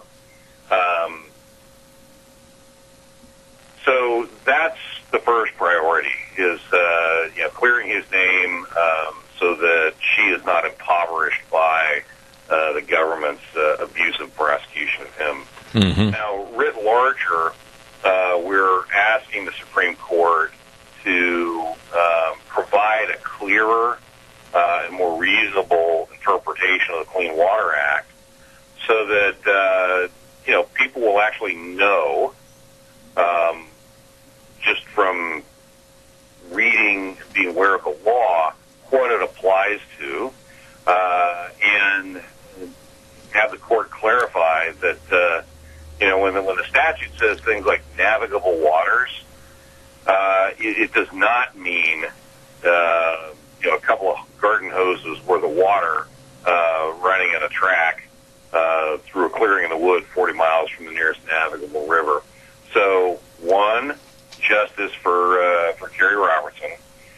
Two, a clearer and more reasonable interpretation of the Clean Water Act that keeps these federal agencies on their job and leaves them out of the business of people who live remotely from these navigable rivers. Right. Final thought here on this case, if you would, please, Tony. We've talked about this in the past a couple of times, but reflect for us, please. How does this have a deep meaning for all of us? Whether it's going in the backyard, maybe in the orchard, and digging a little pond for Johnny to float his little boat. I mean, how does this have a reflection on the rest of us? Well, that's an important question, Zeb. People need to understand this. Here at Pacific Legal Foundation, we've represented a lot of people who've been on the wrong end of either EPA or Army enforcement actions under the Clean Water Act. And these are not developers, they're not, sewage plant operators, they're not, dumping toxic waste. These are people doing ordinary, everyday things, building their house, farming their land, protecting their property from fire in pretty normal, self-evident ways. The Clean Water Act requires you to get a federal permit to discharge pollutants into navigable waters. That's what the law says. The way the agencies read all those terms ropes in all kinds of everyday activities, which could include gardening. So they read navigable waters so broadly that right now it includes, little trickles of water that flow out of your backyard toward a creek somewhere.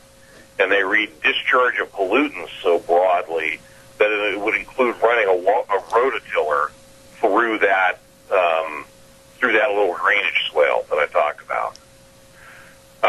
So the upshot of that is a lot of people, I don't say most people, a large number of people are violating this law without even knowing it. Mm-hmm. I mentioned earlier it's a strict liability statute.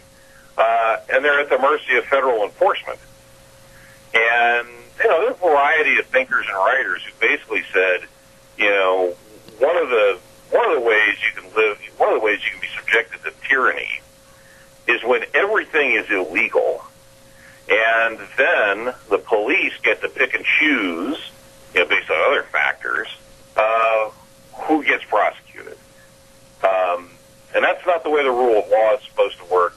It's supposed to be clear and reasonable so that you can order your actions according to it and avoid doing what's illegal. And so, it's not just federal prosecutors that can go after you. The Clean Water Act allows environmental groups and even your neighbors to bring citizen suits to prevent you from using your property under these broad interpretations of what's a pollutant and what's navigable waters. So there's an enormous amount of mischief that these misinterpretations and abuses of federal law allow for. One final question to you, Tony, and I don't want to bring up anything to stir up a problem, but I'm very concerned. I know in California and the same here in Idaho, we are living in two states that provide food to the entire world with excellent crop production. Irrigation systems, whether it's pivots or wheel lines or whether it's the handset or whatever it might be. I mean, my goodness, this is all open to scrutiny by these people, is it not? Well, certainly. So one of the interesting things is that I mentioned, the agencies interpret what's a navigable water absurdly broadly. So there have been, for example, statements published in the Federal Register in which EPA and the Army say we're going to include within the category of navigable waters any water that's used to irrigate crops that are sold in interstate commerce. So, that could be, water that you pump out of the ground through a well and put into a holding tank and then use to irrigate your crops. And, in black and white in the Federal Register, the agencies said, and we have the authority to regulate discharges to that water, I guess, when it's running down the furrows on your farm. Mm-hmm. So, there's all, like I said, there's all kinds of mischief that, comes from these agencies pushing the envelope like this. Thank God, and I mean that we have organizations of the Pacific Legal Foundation fighting for us. And if people want to follow this story and others of the PLF, how do they do it? The best way is with our website, pacificlegal.org. Tony, you always do a fine job, wonderful job, and I appreciate your taking the time to be on the program this morning. God blessings, and we'll have you back in the future. Well, thank you, Zeb. It's always a pleasure. Thank you, sir. Can you imagine? He really spelled it out. I really feel a heartfelt sympathy for the Robertsons. And, of course, Joe Robertson has passed away in the last week, 10 days. He'll never see or hear about his possibly being whitewashed away from this crime. And if it goes to the Supreme Court, and it should have never been a crime, ever been a crime. And I think about a statement that I made a couple of weeks ago on this program regarding this story. And I said, I think I'll go out in the orchard and I'll dig a couple of ponds. Well, I had a call after the program and they said, you better not joke like that, because there are people that are out there that are just absolutely looking for some excuse to come down on people. And the sadness of the Robertsons, they might lose, the widow might lose all of their cash holdings and their property, and the man died 78 years of age inside a prison for doing nothing more than building a fire pond to help supply water for fire trucks. This is unbelievable. And this is in America. We've got to get a weather forecast on right now, and the weather is brought to you by some really, really knowledgeable people. And when I say that, I mean that because they are the best at what they do, and that's Phillips, Oakes, Goodwin, Crane, and Company. They've been providing accounting services to the Mini-Cash area for well over 50 years. And when I say the best of tax return preparation, it is the best of tax planning, financial statement preparation, business consulting, retirement planning. It is the best. They really work hard for you, your family, and your business. Phillips, Oakes, Goodwin, Crane, and Company, with offices in Burley and Rupert. Right now, here's Gina with the weather. Well, as they say, April showers bring May flowers, and we're looking at showers pretty much throughout the rest of the week. Here's a look at your weather forecast. Rain showers, a definite for today. Mostly cloudy skies. Going to be breezy as well. Winds out of the west right around 14 miles an hour, increasing to about 30 miles an hour by this afternoon. Wind gusts as high as 40 miles an hour, so be careful if you're out there driving a high-profile vehicle. We are expecting a high of 48 tonight. Those rain showers could turn into snow showers in the overnight, especially up in the higher elevations. Winds will continue, expecting a low of 34. Tomorrow, this snow rain shower mixture will continue off and on throughout the day, especially in the afternoon. Mostly cloudy skies. Still, the wind will be a consistent. And we are looking at a high of 50 for Thursday. Slight chance of snow showers in the afternoon. Chance of rain showers as well. Partly sunny skies. Expecting a high of 51. That's a look at your weather forecast for Zebra Brand. She does a great job, doesn't she? And so do these folks, Phillips, Oakes, Goodwin, Crane, and Company. As I said, they've been providing accounting services to the Mini-Cash area for well over 50 years. And boy, are they busy right now. Phillips, Oakes, Goodwin, Crane, and Company, with offices in Burley and Rupert. I've got time for another call. Give me a jingle on the landline, 436-2244, 1-866-927-4587. So let me hear from you. Coming up in just a matter of moments, he just walked through the door with his entourage, and that's Dr. History will be coming up at, of course, 10:06. Want to remind you, too, about our friends at Magic Valley Irrigation. Hello, Jeff and the crew at 44 East, 500 South of Burley. A big thank you to all the farmers and ranchers and dairymen for their support last year, and they're waiting to serve you this year. Absolutely offering irrigation system service and repair to the Burley area since 1978. Don't forget, they're ready to serve you. Call them, 678-1301, Magic Valley Irrigation. Caller, quickly, I've got a minute left. Go ahead. Well, quickly about the new candidate for the Democrats, another one, Buttigieg, who is openly gay, married, and claims to be a Christian, and thinks that he has insight to Christianity.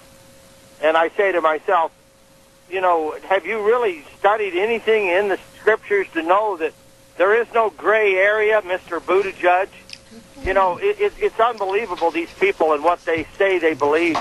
You know, I'm really appreciative. Randy, I just want to interrupt you with something. I'm really appreciative that you brought this subject up, because I'm hoping that tomorrow I can get Reverend Paul Thompson back on the air for a wonderful article he wrote regarding the idiocy of the LGBT. And we're going to be talking about that, I hope, tomorrow morning if I can get him on the air at 10:06. But your point is so well taken. The gray area they expand on, but the truths of the Bible they seem to ignore. Well, you see, you can ignore it if you want. That doesn't mean you're going to be forgiven. That's right. You turn away. You can't play these games. You know, one of the things that I've noticed, and I know we're short on time, is that Mr. Donald J. Trump has become more spiritual. He's become more of a Christian in heart. And I think that he knows that he has a certain, task here, and that his time in history is meant to be. And, we could ignore this, and we could say, oh, Trump, he's not in it. I believe that he is. And there's lots of things about this whole thing that I've studied that makes me really know that Mr. Trump was meant to be there at this time. I'll hang up. I agree, Randy. God bless you for your call. I thank you much. And right now, ladies and gentlemen, we're going to pass it over to Wheels. We're going to come back with the one, the only, and his entourage. Dr. History at 10:06. Take it away, Wheels. Oh, here we go on a what might be considered very wet Tuesday. My goodness, Zeb at the Ranch.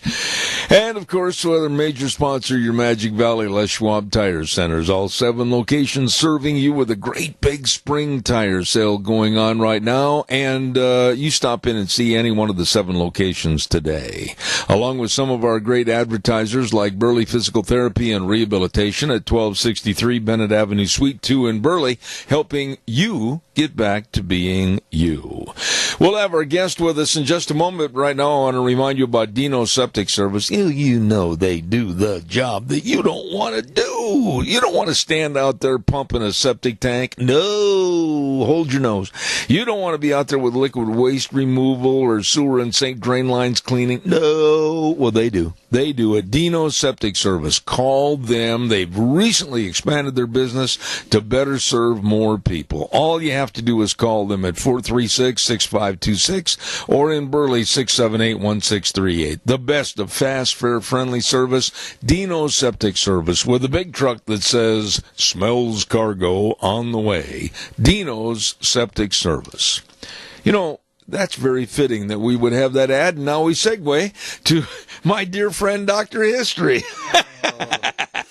Gotcha. The abuse I take. And you deserve it. I know it. How are you? I'm good, good. What do you know this morning that's a little bit wet outside? Well, we are going to go to where it's even wetter and colder. Where We're can gonna that head be? North to Alaska. Oh, gee. So I like this story, Zeb, because this is told by a guy by the name of Charles McKenzie. So this is his first-person account, and I like this because I feel like it's more accurate than maybe an author. So it's from a diary or something? Yeah, from a journal that this guy wrote about his experiences in the Klondike. So he's a gold digger. He is. So, you know, when everybody headed north to Alaska for the Klondike Gold, a lot of them had never heard of an old Indian warning that said, quote, beware when the wind blows and a haze hangs over Chilkoot. Okay, now that'll come into play here in a minute. Okay, a haze. Beware when the wind blows and a haze hangs over the Chilkoot. Okay, so here he is. He says, in 1897, I had never heard of the snow-covered mountains of Chilkoot, nor of this old Indian warning. All right, he was a sheep herder. He said the solitude of sheep herding that had seemed so satisfying 2 years ago had kind of gone sour on me. I would think that's normal to get tired of herding sheep. I can imagine, yeah. So he says, I wanted new scenes, new experiences, but I didn't know where to find them. My feet were always itching to move on. And so in my 28 years of life, I'd pushed westward halfway across the continent. So this guy was born in Buchanan County in 1870. He says, I'd moved with my parents to Gallatin County, Montana in 1880. He said we'd farmed and raised cattle there until 1888, and then we took another hitch westward, and we landed in Lane County of western Oregon near Eugene.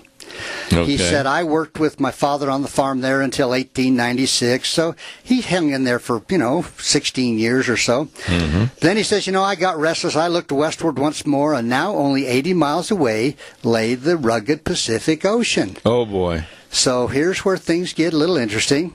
He said, I heard a fellow found gold on the Klondike River in the Yukon Territory. Right. He says others across the nation were hearing another sound, the sound of a big stampede. Mm-hmm. So, the big stampede of 1897.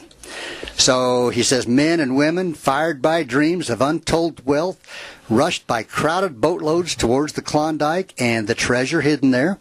Hardly had the thunder of their passing died before tales concerning them came flooding back. Tales of fabulous strikes, of nests of nuggets big as hen's eggs, of paupers becoming rich overnight. And we've talked about that. There's some that really did make it big, but the majority did not. It was hard work, and a lot of them never never got anything. I'm going to interrupt you right there and ask you a question. I remember that on one of the programs talking about the strikes and the plots of where their mining is and everything, you were going to tell us about how those plots were figured, and if they said, well, this is my area, how did they discern how much of an area? It had to be registered. And they had to have, in this case, they had to register it with a government official that would have been over there at Dawson. I see. So they would have had a legal description, so to speak. I see. So many feet this way, so many feet that way. But anyway, he says also other stories drifted back to tales of disaster, tales of the untamed North, and these stories were discounted or cast aside because only the golden tales counted, and getting north as fast as one could. So, they did hear some bad stories, but no, that won't happen to me. I'm good. I'll be tough. Did this guy go by himself? Well, up to a point. Right now, he's just going to get there, okay? Okay. So he says, I came back to Eugene in the fall of 97 and made preparations for departure. By late February of 98, I was ready. I had a little over $1,000 in my pocket, and I was crazy to be off. He says, I went to Portland but had to wait there until I could get a boat to Juneau. At last, I booked passage on a ship called the George W. Elder. He paid $35 for his ticket to get to Alaska. Mm-hmm. So then the George W. Elder was on her way, and I was headed towards the land of gold. But nature stepped in right away, which it often does. We only got as far as Astoria, Oregon, a distance of 105 miles, then found out that it was too stormy to cross the bar. We lay overnight in Astoria. Now, I've read stories about the bar, where the Columbia comes out. Out into the ocean. Oh, okay. And that can get very treacherous. I mean, really there's ships that there. cannot make it through there. Really? So, anyway, he says Is the water a low level? Tell me a little bit more about that. Well, the bar is just from the sand coming out and making a sand bar that is a little bit shallow but huge waves, I guess. Oh, I've never actually seen it, but that's what I've read about. Okay. He said, we had a rough voyage, but it didn't scare us much. The boat was loaded to capacity, and we were all potential millionaires. You can imagine the excitement. Yep. He said, we made Juneau in about a week's time. I bought flour, bacon, beans, evaporated potatoes, rice, coffee, sugar, dried fruit, lots of tobacco, salt, and a few simple medicines. Then I bought a tent, a Yukon stove, blankets, tools, clothes, and I bought myself a Yukon sled. What's a Yukon stove? That's the next step. It was, a Yukon stove. I'm not sure exactly what the Yukon stove is, but I'm thinking it's a metal stove that they just put wood inside. Oh, okay. Yeah. Right. Now, the sled, that's what I thought he was going to ask. The sled was actually 7 feet long and 16 inches wide. And so they would just pile all their stuff on How do you pull it? Well, just with a rope. Oh, to me, I picture it being like a toboggan. I see. So I assume that's what it would look like. But anyway, he said I had an outfit of around 1,600 pounds. The next step was to decide where I was to land in Alaska. There were two places possible. There were two trails and to take that would eventually lead to the chain of rivers and lakes that was the route to Dawson. Now, Dawson was where everybody wanted to get to do the mining. So there were two settlements. There was Dyea and Skagway. And Dyea was an Indian village before the gold rush, and Skagway also was an Indian village before the gold rush. He says, I decided to take the Chilkoot Trail from Dyea. And we've talked about the Chilkoot Trail, the Golden Staircase. Is that the one where they chiseled in the snow? Yep, the Golden Staircase. And there were lines. Oh, yeah. He says, I caught a small Alaskan steamer for Dyea. This little boat was overloaded with men and supplies. A big, huge storm came down on us. The rain lashed and froze on everything it touched.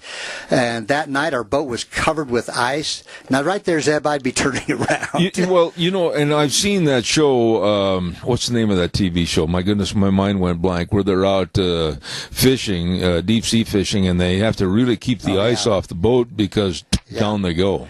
Well, Dyea was this town he got to. It sat on a long sloping beach. The beach was about a mile long.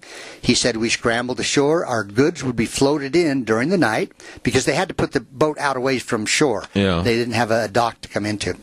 He said, I remember I found a bed in a hotel and rolled into it. I remembered my outfit waiting to be claimed, and I lost no time in getting dressed. I hurried towards the beach. And it was the last of March now, and the temperature hung just above the freezing mark. Dyea was only a huddle of raw shacks, saloons, gambling houses, a hotel, boarding houses, and tents. Thousands milled around Dyea. They crowded the saloons and the restaurants. And now picture this on the beach. A great mountain of stuff was piled on the beach. A fellow read out our names and checked us off as we claimed our goods. He says, I moved my outfit up the beachway, then went to find a driver and a team and a sled to take me up to sheep camp, which was the next step in my journey. So he said, I waited 3 days in Dyea. I studied maps and learned all I could about the treacherous chain of lakes and rivers that I would have to travel. I mean, he's just getting started. This is just the very beginning. He absolutely didn't know anything. He didn't know a lot, so he learned as he went, I guess.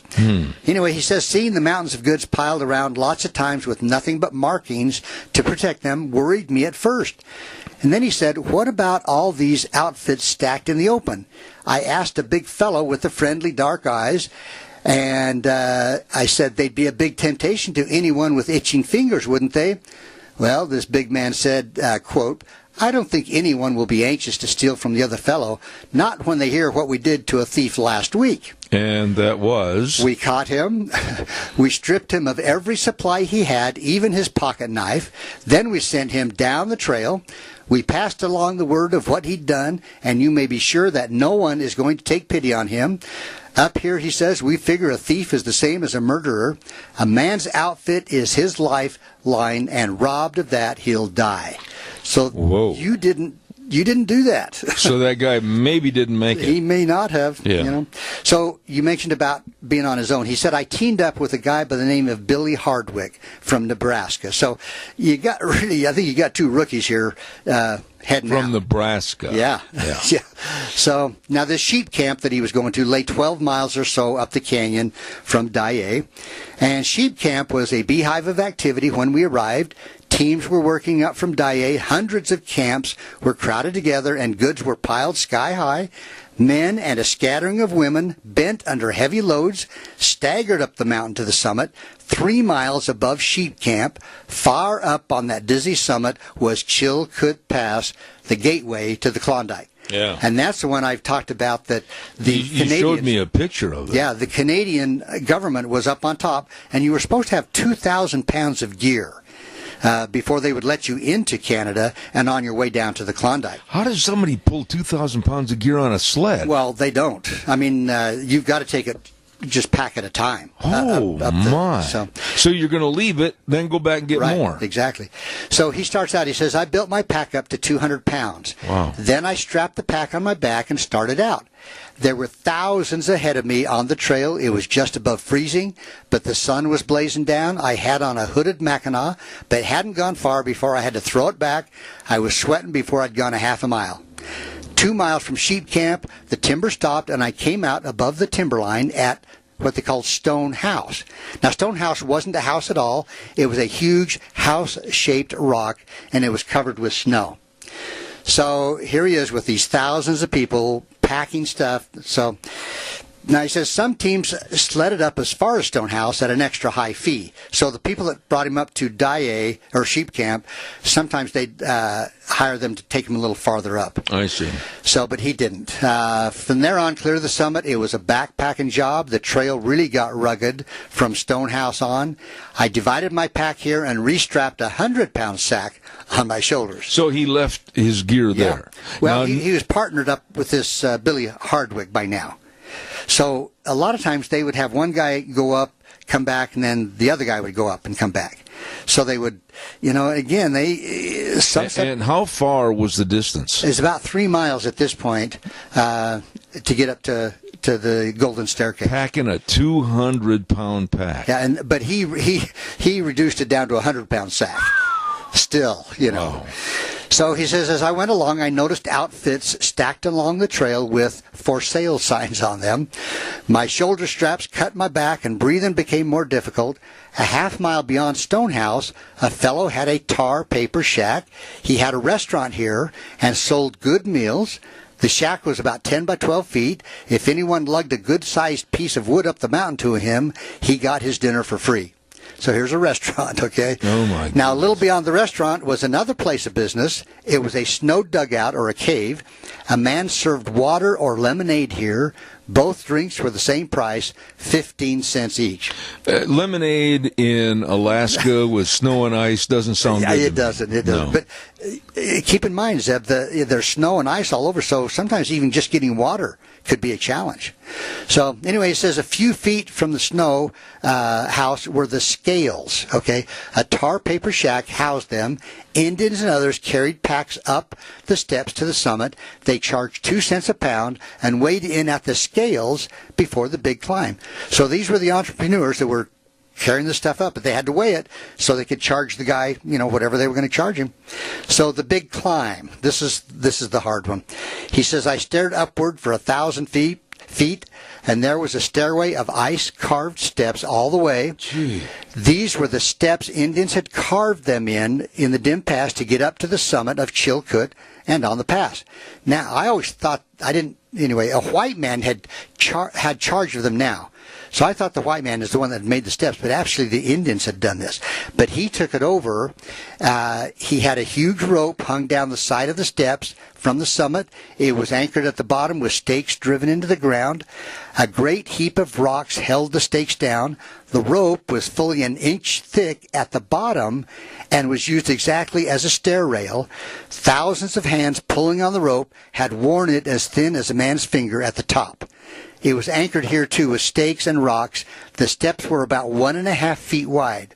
So picture this rope that is so thick at the bottom. By the time they get to the top, it's worn out down to just the size of a guy's finger. The thing that just surprises me is the steps were only what? 1.5 feet wide. That's not very wide. It's not. I mean, if you were a little uneasy on your feet. Well, yeah. What did they do if they had somebody coming back down?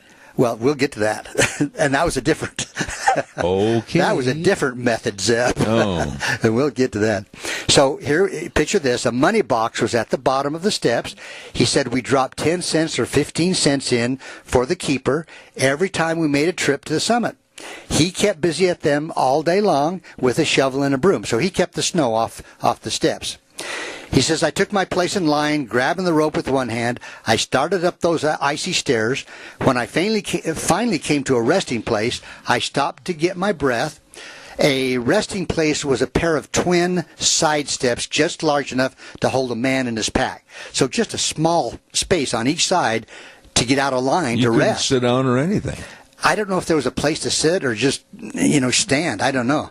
The problem with that is you might wait an hour before you could get back in line again. Oh, my. So, anyway, he says the summit was rough. The pass was a gap at the summit. Through this pass, on the other side of the mountain, lay Canadian territory. And this is where I said the Canadian Mounties were up there to make sure you had enough gear. He says a fellow packed his entire outfit to his cache on the summit. He then slid them down the Canadian side, a sled load at a time. About 1,000 feet below the summit, he hit frozen Round Lake. This lake was the first of the chain of lakes and rivers on his route to Dawson and the Klondike. So just getting to the top was just the beginning of the trek. And he said, I was watching a fellow riding a canvas down the slide behind his loaded sled. A mountain of good was piled at the lake's edge. His sled got away from him, and I saw it plow into that pile of goods. So he had a sled, but he couldn't stop it until he hit all those. Wow. Anyway, so he said, I made 2 trips a day from sheep camp to the summit. I just still can't imagine. He said, and that was 1,000 feet? Up the summit, yeah. Up the summit. It was about 3 miles from sheep camp to the top. He says, I saw things take place at the steps during that time that were hard to believe. I saw a medium-sized Indian pack a 200-pound barrel of pitch up the steps. Now, he says a barrel or anything round was the hardest of all loads to carry. They wouldn't fit to a fellow's back. I found that out when I packed my Yukon stove up the steps. This Indian did it again and again. How did he carry it? Just in front of him? Let me show you a picture. Oh, my goodness sakes. Look at that picture. He's on his back. On his back. He's got that. And he's got a strap going over his forehead to hold that barrel in place. Again, I can't imagine. And he did this over and over, but probably actually made a lot of money. When he bought a shirt, he had to buy like a 97-inch shirt. Yeah. He says another big fellow from Eugene packed for hire all the time. He said, I've seen him pack 4 100-pound sacks of flour up at one time. 4. That's 400 pounds. I can't hardly imagine that, but he said the most amazing of all was what he calls the crazy German. That's what I called him in my mind. Impatient to reach the summit and refusing to take his turn in line on the steps, he clawed his way up the rough ice beside the steps.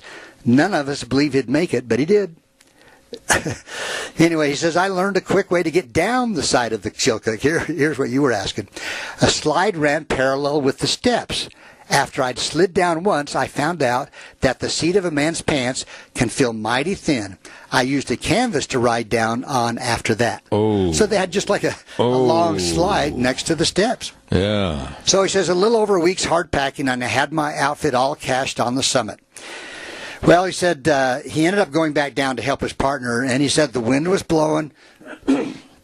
He said it was snowing heavy, and about 11 o'clock, a man came plunging down the trail, yelling, "Snow slide. A lot are caught in it. Help." So he says, I grabbed one shovel, Billy another, and we joined the hundreds streaming up the trail. So here's these people trapped on the steps in a snow slide. On the Golden Staircase. He said, I'd been digging about half an hour when my shovel slipped down suddenly. I brought it up full of snow and saw a hole underneath. Now, underneath the shovelful showed me that I'd struck a hollow in the snow.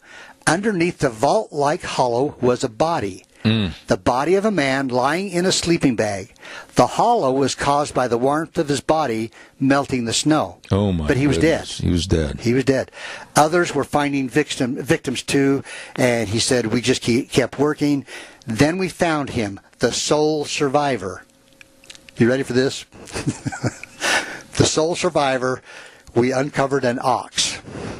An ox? An ox. We found him chewing away at the baled hay that had saved his life. Those piled up bales had made a little margin of safety. I stared at the chewing animal, hardly believing my eyes. In the week or more that I'd been packing up the trail, I hadn't even heard of an ox. So that was the sole, not the sole survivor. Anyway, he said victims were being uncovered. The guide rope aided the searchers in their task.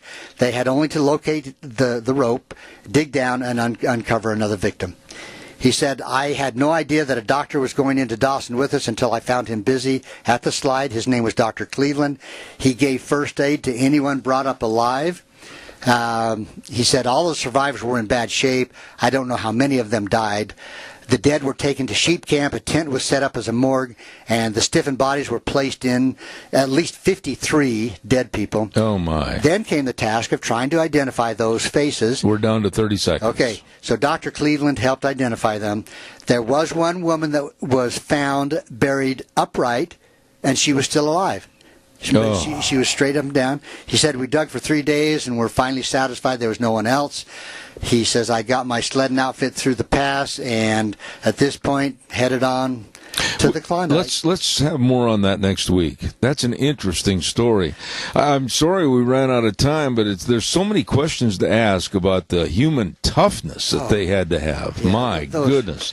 Dr. History, and by the way, you'll be back here next Tuesday. Yes. And we're looking forward to it. Dr. History always on Zeb at the Ranch, Tuesdays at 10:06. And we want to remind you another great segment that we have on Thursdays at 10:10 is Cassia County School Days, brought to you by our friends at A Child's World, and they're located at 1308 Overland in Burley. Stop in today, a family store in Burley, A Child's World. Thursdays bringing you Cassia County School Days at 10:10. Right now, let's send it back over to our main studios. We'll be right back.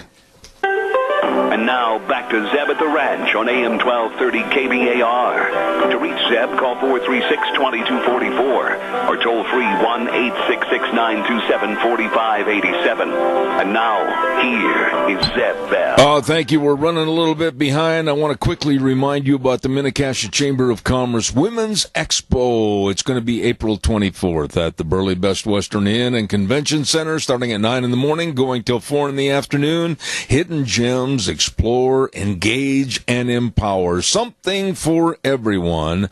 Tickets are on sale now, only $20, which includes lunch. And thank you to the sponsors: Idaho Central Credit Union, Intermountain Cash Regional Hospital, Wright Physical Therapy, and Tailored Living. All of this coming up at the Women's Expo. Minnecasia Chamber of Commerce putting it on at the Burley Best Western Inn on April 24th.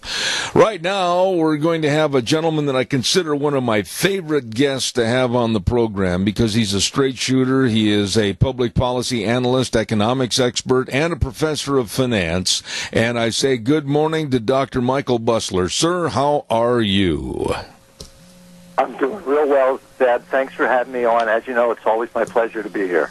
You know, I've got to ask you right off the bat this morning, and I look at the Democrats like, wait a minute, how dumb can you be? How dare you sit there, Jerry Nadler and others, and demand that President Trump turn over his tax returns by tomorrow or else? Nobody else in this country has to do that. Why is the president less? Well, the thing is, as you know, the Democrats have never really accepted that President Trump won the election. And they're positive that the only way he could have possibly won is by doing something wrong. Now, he either did that something wrong by colluding with the Russians, which it appears, based on the Mueller report, that wasn't the case, or he did something wrong by somehow colluding with other people, and there's financial gains to be made by him doing that. So the only way to tell, they reason, is to look at his tax returns, even though he's filled out the financial disclosure forms that he's required to fill out, which lists all of his financial activities in enough detail. If it were me, I would never, and I was Donald Trump, I would never release the tax returns. And the reason is simple. You may recall a couple of weeks ago, a reporter from the Washington Post dug up some things that showed Trump was clearly lying. He said he listed real estate asset at a lower value than it was for financing purposes. Now, of course, really what he did was when you own a piece of ground as a developer, you keep it at the lowest zoning and pay the lowest taxes until you're ready to develop it. And then once it's developed, then the ground will be worth more and taxes will go up. So from a financing standpoint, he said, look, if I develop this is what it's worth, and the bank agreed. Right now, it's worth less because I'm keeping it, say, as agricultural ground. So the Washington Post reporter said that clearly shows that Trump is committing fraud, when in reality, of course, he wasn't. If he releases his tax returns, they're going to go through and find every little area where there may be some information that's presented differently in a couple different places for legitimate reasons. But they're going to try to find any reason they can to show that Trump is not an honest person, and they'll try to bring him down. I don't think he should ever release his tax return. Well, Professor Dr. Busler, I ask you this: why would it even be intimated to his staff, his lawyers, etc.? I mean, this is a slam dunk. This is a no thinker, because I would never, you, I, or anybody, demands of a political party say, I want to see your tax returns. No American citizen has to subject themselves to that treatment. Why should he? That's true. Nor should any American have to do that. You're not supposed to make the tax returns a weapon to go after somebody. Now, if there was legitimate proof that something happened and you need to follow a trail, that's one thing. But the Democrats have no proof of anything happening. In fact, nothing did happen illegal. They're just trying to look for some way that they could find something on Donald Trump that will turn the public against him and show that, in their view, he's not an honest person, and will present him in as bad a light as possible. And that's all they're trying to do with these tax returns. You know, the term, and I'd like to hear it from your standpoint as a teacher, the term collusion or colluding, it is so distorted right now today. The term collusion is nothing illicit. It's not anything illegal. You and I probably collude with many people during the course of a daytime activity. Why in the world are the Democrats getting away with this illicit terminology they think collusion?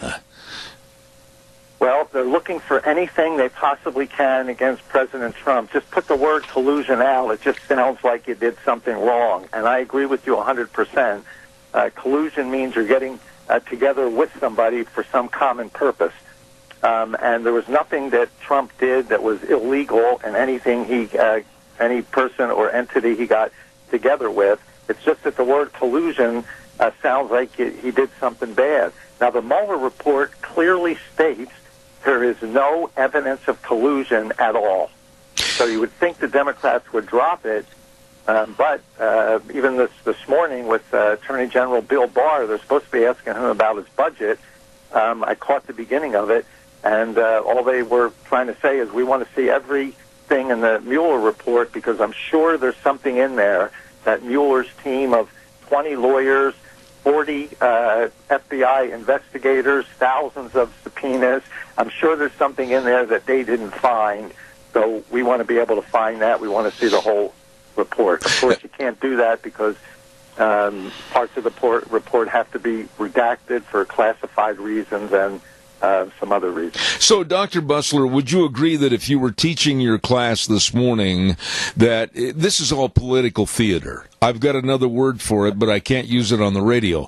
But this is all political theater to the point where the Democrats are building a big fire, but they're not getting very much smoke. This thing is ridiculous to the point where the grand jury, now correct me if I'm wrong on my laws, but many of the names and or items mentioned in this Mueller report cannot by law be released for the public scrutiny, and Barr's right. I'll give it to you on the 15th of April, and that's it. Yeah, there are some things. If somebody was questioned and not charged with anything, you can't release any information about that person because it could be damning to them, could ruin their reputation, and they concluded that he didn't do anything. That person didn't do anything. That's right. So you can't release that. There's some information in there about some ongoing investigations. Remember, there are a couple other things still going on, and you don't want to jeopardize any of those investigations, so you can't release any of that either. Bill Barr laid out 4 different areas where the law requires that he redact, and he even said to Congress this morning, when I redact something for one of the 4 reasons, I'll color code it. So you know which of the 4 reasons why it was redacted, and I'll even explain why I redacted what I did. So I think he's bending over backwards to do everything he possibly can, but it's still not going to be good enough for the Democrats. Even after this comes out, if it does, and it probably will completely show that Trump was not involved really in any illegal activity at all, then the Democrats will try to move on to something else like getting the tax return to try to discredit Trump and to put him in as bad a light as they can prior to the 2020 election. Dr. Bussler, I heard, in my estimation, one of the lamest excuses on television last night. I do not recall the Democrat House member's name, but when pressed by the interviewer as to why they wanted the tax returns of President Trump, he said, well, it's not really that we want the tax returns of President Trump. We just want to see if the IRS is doing their job. That was one of the sickest excuses I've ever heard. Yeah, that's actually laughable. I mean, there are plenty of ways to check to see if the IRS is doing their job, and none of them have to do with President Trump's tax return. So if that was truly their motive, there are other ways to reach that. All they want to do is to try to catch something the president did that they can use against him. You know, the bottom line is the president's tax returns are extremely complicated. If you look through them, you're going to find one place where he forgot to cross a T or didn't dot an I. And instead of saying, well, look, it was some kind of a mistake, we'll fix it, they're going to say this was some intentional act. He's trying to defraud the government, or he's trying to collude and try to get some money from the Russians, or whatever excuse they'll come up with. And again, for that reason, he really can't release his tax returns to Congress. And his chief of staff, Mulvaney, was right. He said he doesn't believe the Democrats will ever get his tax returns. Absolutely. Interesting enough, though, there is a case against President Trump in the state of New York. And I believe the state of New York, their legislature yesterday, passed a law that said if the congressional investigations are looking for looking into someone's state tax returns, that they have an obligation to release those. I'm not sure how that's going to play out. But again, it's another thorn in the side of the president, who keeps trying to improve the country, and I think doing a great job. And he's able to do that with every single Democrat against him. 90% of the media coverage about him is negative, and there's even some members of his own party that are never Trumpers. So with all that, he's still able to make some very significant accomplishments, and I think he's on the verge of a couple big ones, particularly with the trade deal with China. And if particularly the Democrats, would work with him a little bit and place the needs of the country ahead of the needs of their party, I think he'd be able to get much more done, and the country would be able to heal a little better and move forward. Absolutely. Well stated. We have a caller with a quick question. Caller, quickly. You're on the air. Go. Well, ultimately, the Democrats are just trying to figure out a way to get Trump beat in 2020. And if you look back at the midterm, you'll see that if it hadn't been for 45 rhino Republicans, gutless wonders who retired, we probably wouldn't have lost the House. I mean, it might have been close, but I don't think we would have lost it. And so what's amazing about it is his midterm election showed more strength than Obama or Clinton did at their midterm on their first term. And so you see, there's tons of evidence out there to show that people, like Trump, and they'll vote for him, but they may not tell you so. I'll hang up. Respond to the caller, please, Dr. Busler. He made a very interesting comment at the end there, saying there are a lot of people who support the president and are, for whatever reason, afraid to say so. I think that's what happened in 2016. All the polls had Hillary Clinton winning, and of course President Trump won. I think one of the reasons was that when people were polled and asked who they're going to vote for, you were a little intimidated to say, many people were intimidated to say they were voting for the president, and then once you got in the voting booth, you can do what you want. Nobody would know about it, and they ended up doing what they wanted, and that was voting for President Trump. So in midterm elections, as the caller pointed out, the party in power generally loses some seats. President Trump, in spite of everybody, so many people against him, in spite of that, he did lose control of the House of Representatives, but he was able to increase the majority slightly in the Senate. So I think, given the way the situation was, I think Trump and the Republicans did very well, and I'm extremely optimistic for 2020. Dr. Busler, I hope you'll forgive me for changing a little bit of the stream here this morning, but I've got to ask you this. The Democrats are really railing about having a program called Reparations for black families in this country. Cory Booker, Kamala Harris, etc. are leading the charge, along with Beto O'Rourke. Your thoughts on how devastating a reparations program that would be financed by the American taxpayer, that would be trillions and trillions of dollars. As an economist, what are your thoughts? It's an impossible thing to do. And, you're essentially saying, my grandfather did some bad things to your grandfather, so you want me to pay for that. As Thomas Jefferson said, each generation must start with a clean slate. So we recognize there were some bad things done years ago by our ancestors, and we fixed those, and we're continuing to fix those to try to bring as much equality as possible. But the idea of paying reparations just doesn't make any sense. You're also going to have some problems with who exactly gets it and who pays it. Somebody pointed out, for instance, Barack Obama's father from Africa could get reparations as a slave. His mother lived in the U.S. and may have had some domestic help or some slaves. So not exactly slaves, but some domestic help. Is he going to get money? Is he going to pay money?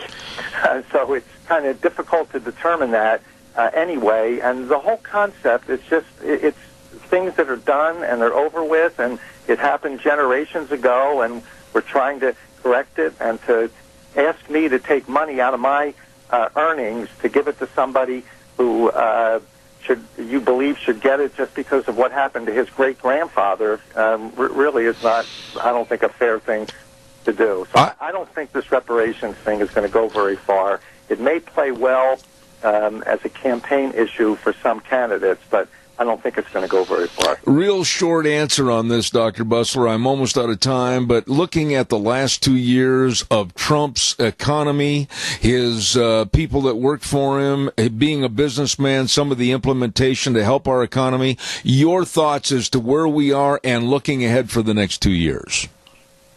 Yeah, I would say had President Trump not won the election, the economy would probably have gone into recession. But because of what Trump did by easing burdens on business through reduced regulations, by pumping more capital into the economy for expansion through the tax cuts, he was able to get our anemic about 2% growth up to about 3%.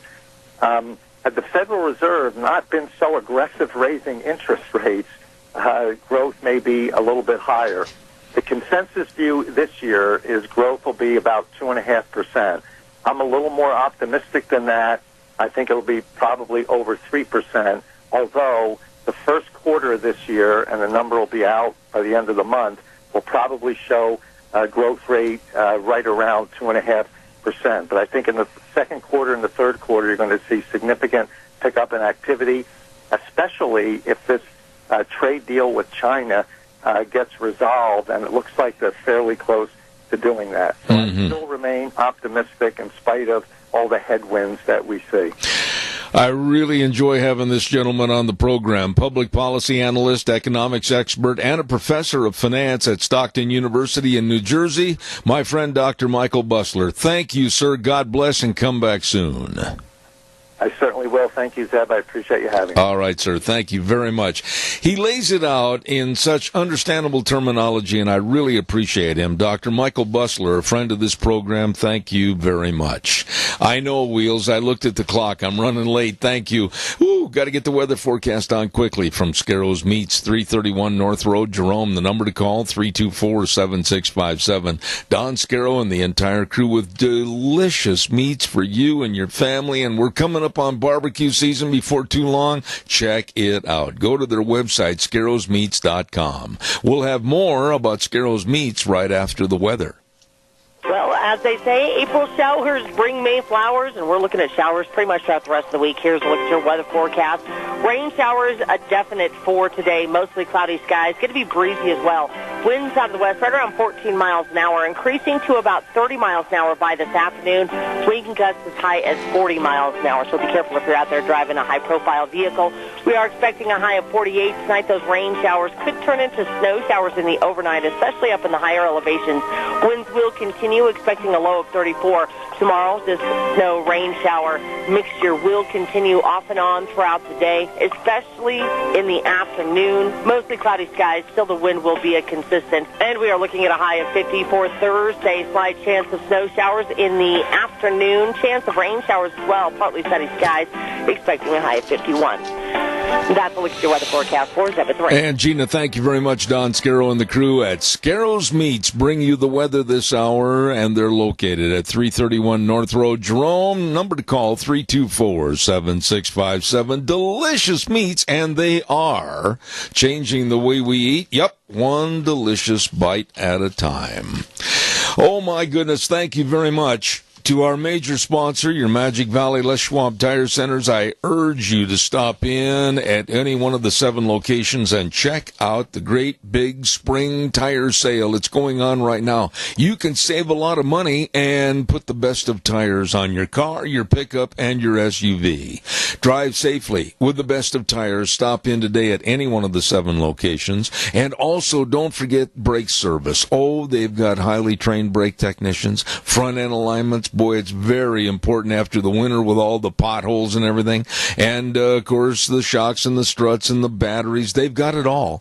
And this is for you at the 7 locations, including Lane and Rupert, Dave on Blue Lakes and Twin, Mike and Buell, Mike and Jerome, the Twist family in Paul, Daniel on Poline in Twin Falls, and Randy on Overland in Burley. The best. Your Magic Valley Les Schwab Tire Centers. Thank you very much. Wow, what have we got cooking tomorrow? Dave Beagle and Michael Doherty and all kinds of good folks coming on the program. We'll start at 8:06 tomorrow morning. Ride the horse for 3 hours, and hope you enjoy. The way things were, the way things ought to be. That's our tagline, and the world needs more cowboys. We'll see you tomorrow morning at 8:06.